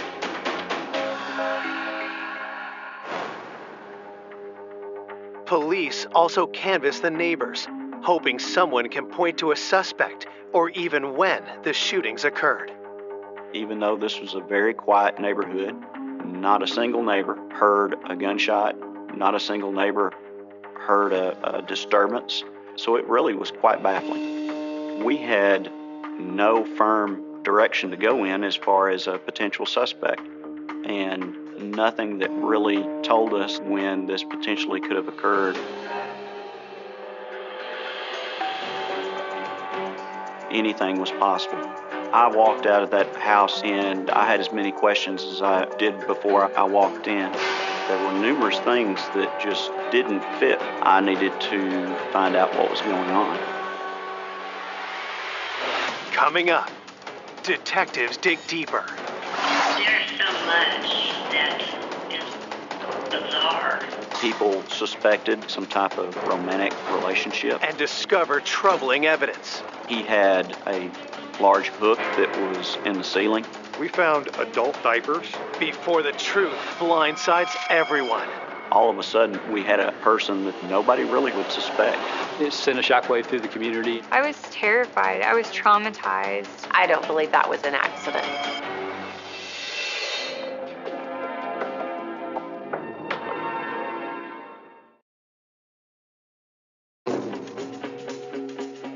Hours after discovering the murder of successful businessman Carter Elliott and his close friend Timmy Wayne Robertson, detectives are searching for more clues. The little evidence we had was at the crime lab, but we had no firm direction to go in as far as a potential suspect. Detectives bring in Brandy, Carter's girlfriend, who discovered the bodies. When I investigate a homicide, I look at anybody who has a potential to be upset with the person that would be a motivation to end someone's life over. If you don't mind me asking, how long have y'all been seeing each other? I would say probably since last fall. Are you and he pretty close? Yeah, we hadn't even had a disagreement. We also want to know whether or not they had a motive, means, and opportunity to potentially commit the crime themselves. Would Brandy reveal anything to indicate she might be a suspect? Trying to establish a timeline here when you last talked to Carter. Saturday night at about, and I'm estimating, 11, 12 o'clock. I talked to him on the phone. I was in Memphis, Tennessee. He was at home, he said, in Conway. Brandy says the next day, she and a friend headed to Carter's house when they got back from Memphis. You know, I just opened the door.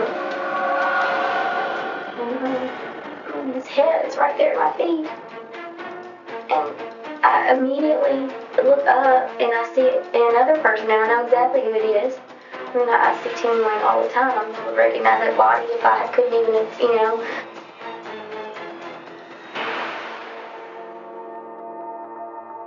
Detectives ask if Brandy knew who might want Carter and Timmy Wayne dead.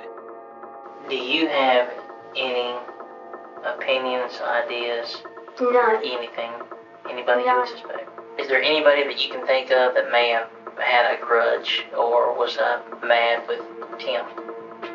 Not that I know of.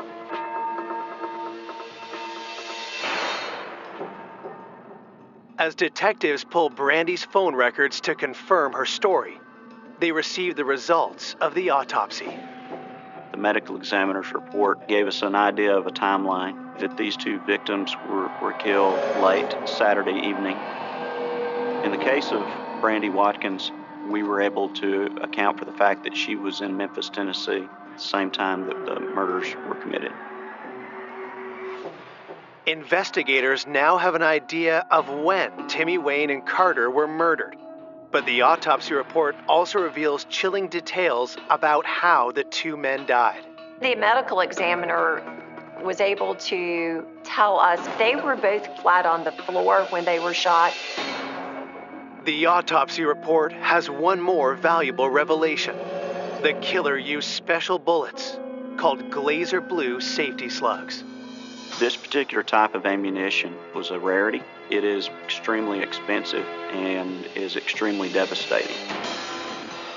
It is also the same type of bullet found in a hat at the crime scene.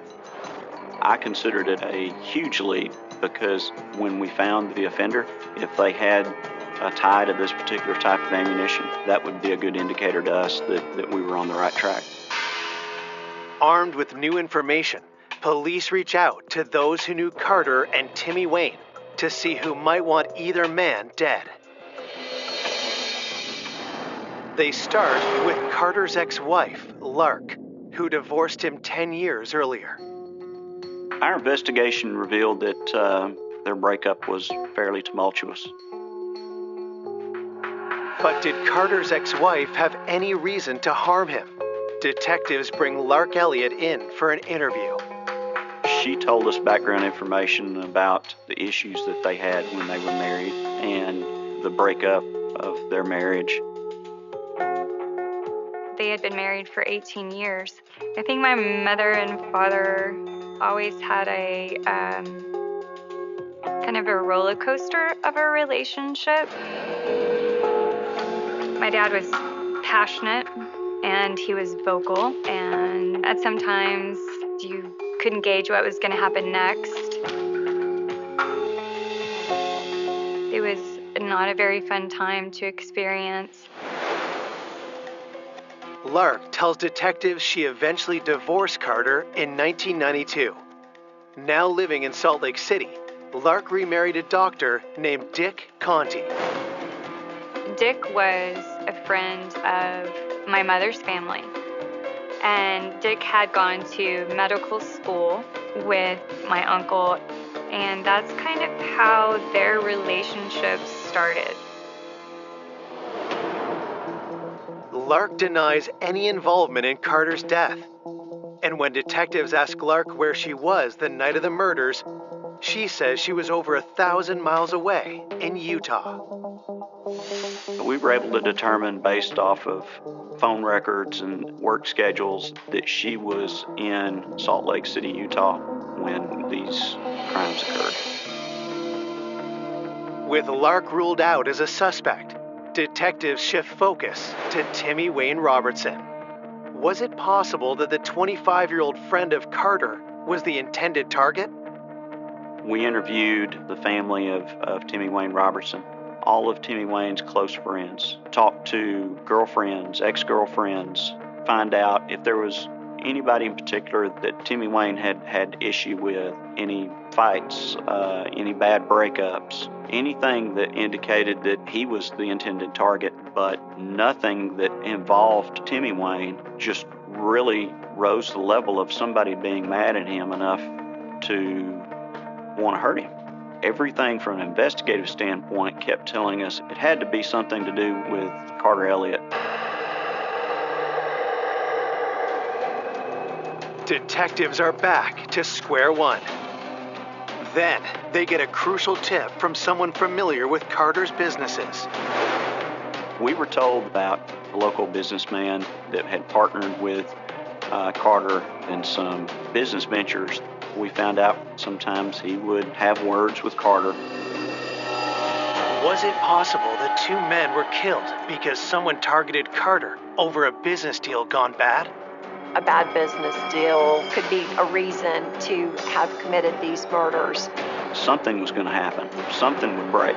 I'm looking for business issues that led to two people being brutally murdered in West Conway.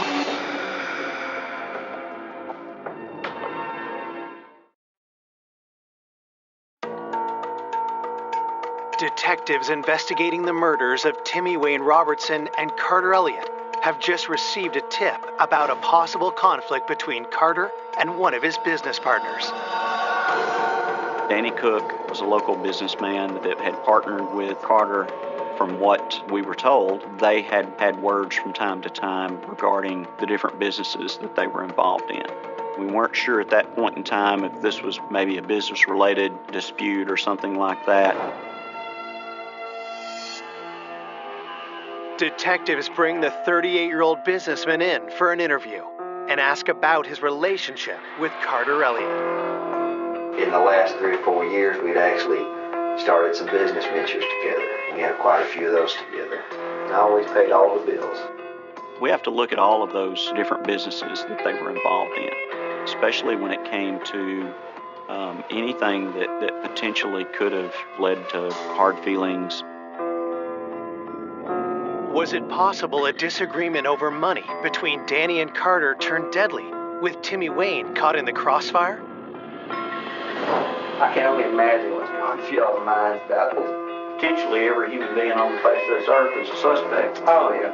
Wow. Right. Danny dismisses any notion of conflict with Carter. Well, I'll just tell you this, Carter was my best friend. Like everybody's got a best friend. I'm sure y'all have a best friend. Danny also tells police that the night of the murder, he was at home in bed, nursing an ailing stomach. I've been in a lot of pain, and in the evenings I take pretty much enough medicine that knocks me out. Detectives look into Danny Cook and Carter Elliott's business dealings. We determined that we would seek a search warrant for financial records as far as transactions to see if there were any that would have been outside the norm. But as investigators look into Carter and Danny's business, they uncover something much more personal about Danny's wife, Carla. An employee of his suspected that Carter and Carla were having some type of romantic relationship. We had several different people tell us that it was water cooler talk. He was a single guy. He liked the ladies. If the rumors are true, Danny's jealousy could be a motive for murder. Detectives questioned Carla about her relationship with Carter. Carla indicated that they kind of flirted with each other, but she considered him more of a brother-type figure than anything else. Danny also dismisses the rumors of an affair. Danny Cook indicated that he did not suspect his wife at any point in time of having an inappropriate relationship with Carter. What's more, both Carla and her son can confirm that Danny was at home in bed at the time of the murders. Both appeared to have been at home during this period of time. There was never any real evidence except for could have been. Then the law requires that you have something more than mere speculation. After hitting a dead end with Danny Cook, investigators drilled deep into Carter's life, looking for anyone who could be a possible suspect. We interviewed business partners, investors, former employees. We interviewed a group of men that gambled with Carter on poker. We went in every conceivable direction, trying to run down every potential motive, and we just kept coming up with nothing.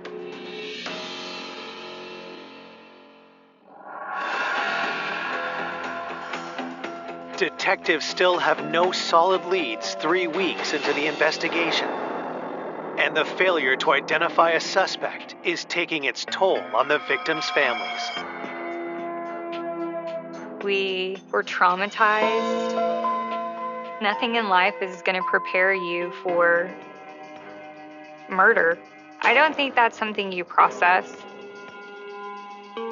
Ashley also worries about her mother, Lark, who has just lost her ex-husband and is now struggling in her second marriage.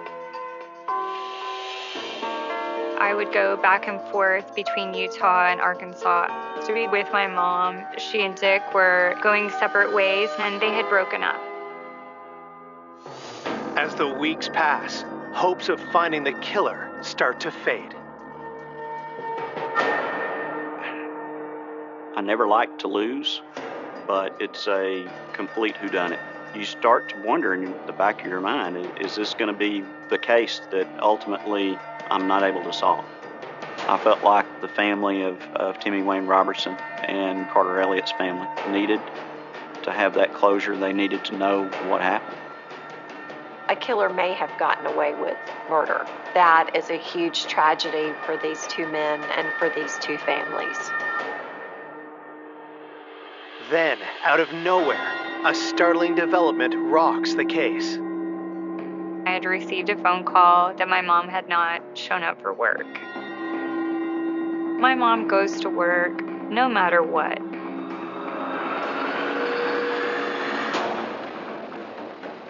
I contacted the Salt Lake Police Department, and I asked the police department to go to her house. Her bed was unmade. Her closet was a mess. Things were out of order. Oh my gosh, where's my mother?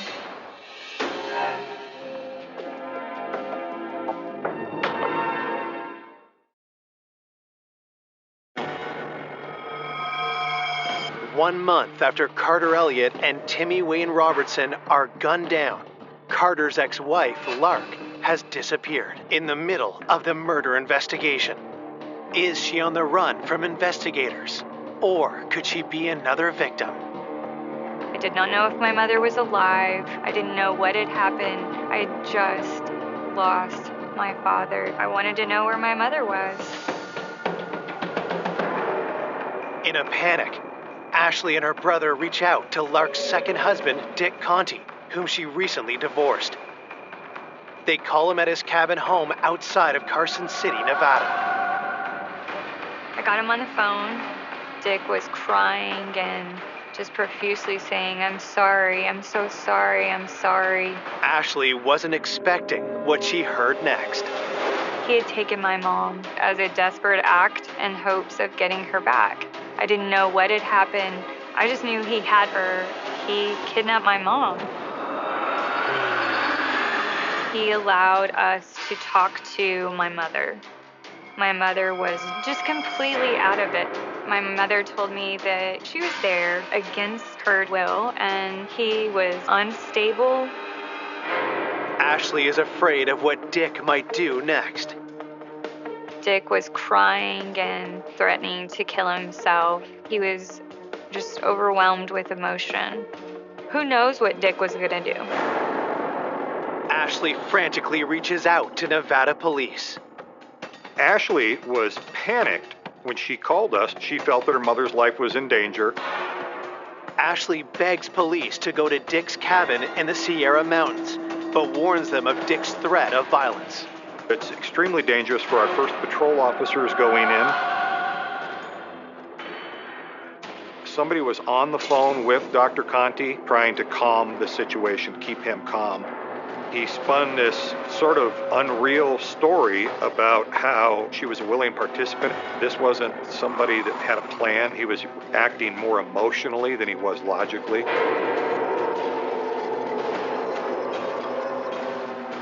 Eventually, they got him to surrender peacefully. I was told my mother was safe, and I'm thankful for that. Lark is rushed to the hospital as a precaution. She tells police how Dick had abducted her. He had been lying in wait for her, and then she was held at gunpoint, and then he drugged her, putting her in the back of his truck, and drove from Utah back to his cabin. When she woke up, she was tied into a chair and held captive there for a few days. I was sort of surprised that a man that was considered a prominent emergency room physician in our area could do something like this. Back at the Douglas County Sheriff's Station, Dick Conti says splitting up with Lark pushed him over the edge. She didn't want to be married anymore. It just literally drove me crazy and devastated me, I guess.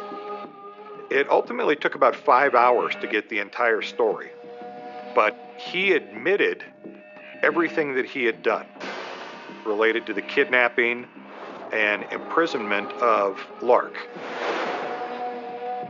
I thought that somehow by having her come back to Carson, I could rekindle something that isn't there anymore. But Dick casually mentions something else about Lark that gets detectives' immediate attention. She recently had her ex-husband was murdered. What was his name? Carter Elliott. Carter Elliott. You know any of the circumstances behind that? Only what she's told me. Nevada police contact the Arkansas detectives investigating the murder of Carter Elliott and Timmy Wayne Robertson. I reached out to Conway, who confirmed that this was actually a crime that had been committed there. When detectives hear what has happened to Lark, their investigation takes on new life. The ex-wife of our victim here in Conway is kidnapped. That was too much of a coincidence, and cops will pretty much tell you that they don't believe in coincidences. Did Dick have something to do with Carter and Timmy Wayne's death? If he would kidnap his ex-wife, what else could Dick be capable of? Arkansas detectives rush to Nevada to interview Lark's ex-husband. Have you ever met Carter Elliott? No. I talked to him twice on the phone when I was at Lark's, just to pick up the phone and say hello. The detectives asked Dick where he was the night of May 18th, when Carter and Timmy Wayne were murdered. Do you have a calendar or something I can look at? I think I worked the night of May 15th. I got off and drove to my cabin in Duck Creek, Utah. I know I didn't leave there till the 21st. Did you talk to anybody that you could think of? I can't think of anyone that I, That you recognized or might have recognized you? Yeah. He seemed very calm, given the situation that he was currently involved in. He came off as wanting to be helpful. After Dick is charged with Lark's kidnapping, investigators are eager to search his cabin home for clues. They were able to get a search warrant to go into Dick Conti's home. Dick Conti had this image that he was a successful emergency room physician. Open the front door, and then you quickly realize that it was all a lie.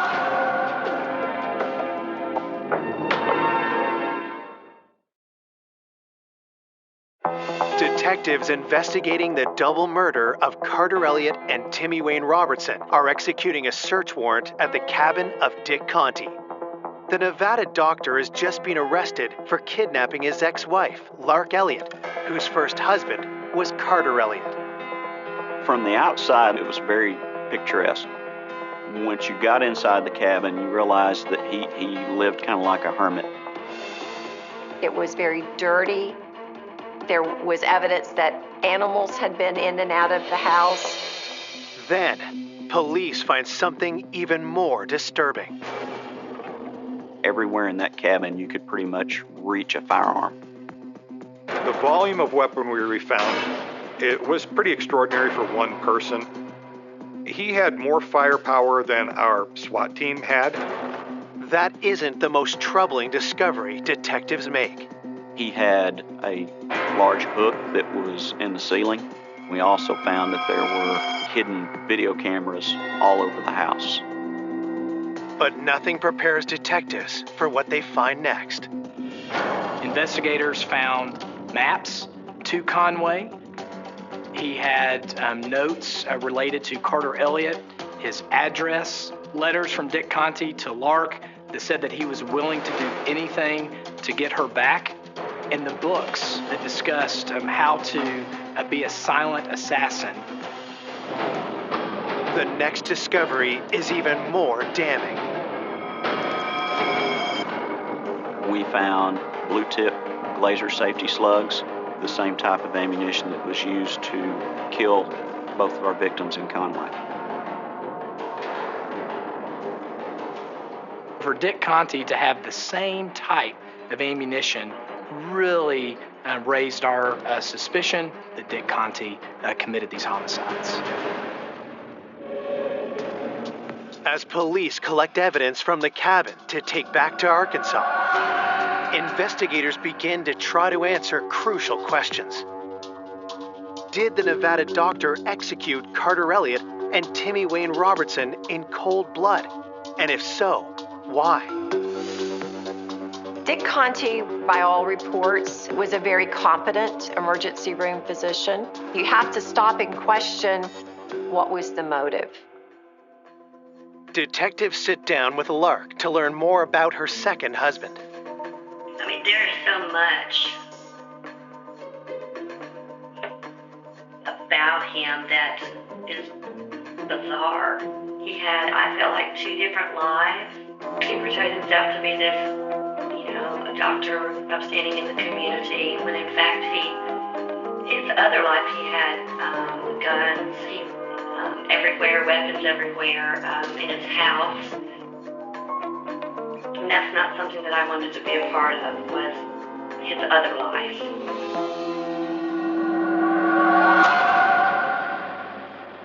Lark also says Dick wouldn't leave her alone after she left him. Conti had gone on a campaign.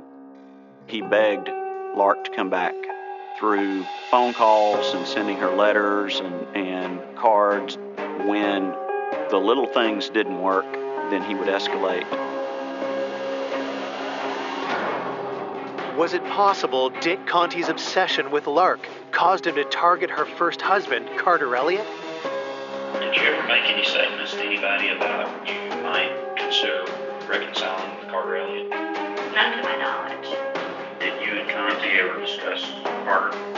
I was planning an engagement party for Ashley, and Carter, Ashley's father, was going to come to the engagement party. So he and I were talking on the phone about the party, and maybe that sparked some kind of jealousy in him, being that he was so possessive or obsessed with me. Maybe Conti's nature was that if I can't have Lark, nobody can have her. The motive in this case was clear. Dick Conti was willing to do whatever it took to get Lark back. That meant taking out his competition. Carter Elliott and Timmy Wayne Robertson got in his way. Dick Conti had a motive for murder, but did he have the opportunity? He denies being in Arkansas that night. Conti had told us that he was at another cabin that he owned in Duck Creek, Utah. We were able to put together the last landline call he made at Duck Creek and then the first one he made again on Sunday. Was that enough time for Conti to have killed two men over 1,300 miles away? We seized his truck and we found adult diapers and a number of gas cans, which would have allowed him to drive to Arkansas back without having to stop for fuel or use the restroom. We had the right gap in time that gave him enough time to drive to Conway and back. The theory that Dick Conti is the killer is a compelling one, except for one major complication. There was no physical evidence that put Dick Conti in that house that night. No hair, no fingerprints, no DNA left behind. And we had not been able to match any of the ballistics from the murder scene to any of the guns found in Dick's cabin. The odds were stacked against us, but given all the circumstantial evidence that we had, we all believed Conti was responsible for killing these two people. Dick Conti is jailed on kidnapping charges for abducting Lark. Dick ended up pleading guilty to get a plea bargain. He got maximum time of 15 years for kidnapping my mom. But prosecutors know that with good behavior, he could be released early. The pressure is on investigators to build a murder case against the doctor before he gets out. The standard that we have to reach is beyond a reasonable doubt. A case like this is like a jigsaw puzzle. Reasonable doubt slips in pretty quickly. 9 years pass as investigators painstakingly seek out evidence to implicate Conti. Even though I had been given other assignments, I continued to follow up, even if I had to do it on my own time. Prosecutors hold off laying charges in hopes of building the strongest case possible. But Conti's release date is approaching. Could the family handle us going to trial and him being found not guilty? That could happen. If prosecutors fail, Lark and Ashley fear for what might happen to them if Dick walks free. Dick murdered my father. He murdered Timmy Wayne. And if he could get to my mom, he's going to kill her too. I was petrified of Dick. I was convinced that Dick would kill us.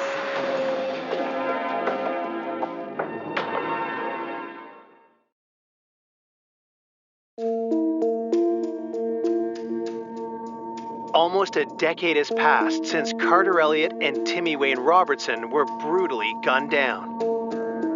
That long space of time felt like hell to me. You think it's over, but it's not over because you're just waiting for what's going to happen next. The prime suspect, Dr. Dick Conti, has spent the last 9 years in a Nevada prison for kidnapping Carter's ex-wife, Lark. But he's about to be released. My fear was there was a very good chance that if he was released, he could just disappear. 2 days before Dick is set to go free, prosecutors charge him with 2 counts of first-degree murder. The Nevada doctor is extradited to Arkansas to stand trial. We had evidence, but, unfortunately, a lot of it was circumstantial. You always have a little bit of a knot in your stomach as a prosecutor when you've got a case like this, especially one that's high profile. But before Dick Conti even steps foot in a courtroom, a surprise witness comes forward. A cellmate of Dick Conti said that Dick told him that, yes, he had killed Carter Elliott, but that we couldn't prove it. And he also said they'll never find the murder weapon. To get information like this is always kind of a double-edged sword. Are they credible? Is a jury going to believe them? The big thing was making sure that the jury found it credible. And so that meant that they weren't going to get anything in return for their testimony. At trial, prosecutors present their case to the jury. Dick Conti was a scorned lover, and that was our theory of the case. You know, he was in love with Lark, and he was willing to do anything he needed to do to keep her. And if that meant that Carter Elliott was a threat, then he had to eliminate the threat. Timmy Wayne Robertson, unfortunately, became a victim as well. In front of the families of Timmy Wayne Robertson and Carter Elliott, prosecutors reveal how the crime unfolded. Dick Conti went to the door dressed in police tactical attire and yelled, "Police, search warrant." Once they opened the door, he burst in, ordered them to the ground, and then had them place their hands behind their back, placed the folded towels on the back of Timmy Wayne's head, and immediately executed him. And then he turned around and did the same thing to Carter Elliott. Dick Conti had planned it down to every detail so that he would be certain that the only things that were left at the scene was what he intended to leave at the scene. Some sort of a calling card in the form of an unspent bullet. I don't believe that was an accident. The jury hears from a host of witnesses, including Lark and Ashley, who testify about Dick's relationship with Lark and how he kidnapped her. The kidnapping spelled out what kind of motive he had and what he was capable of doing.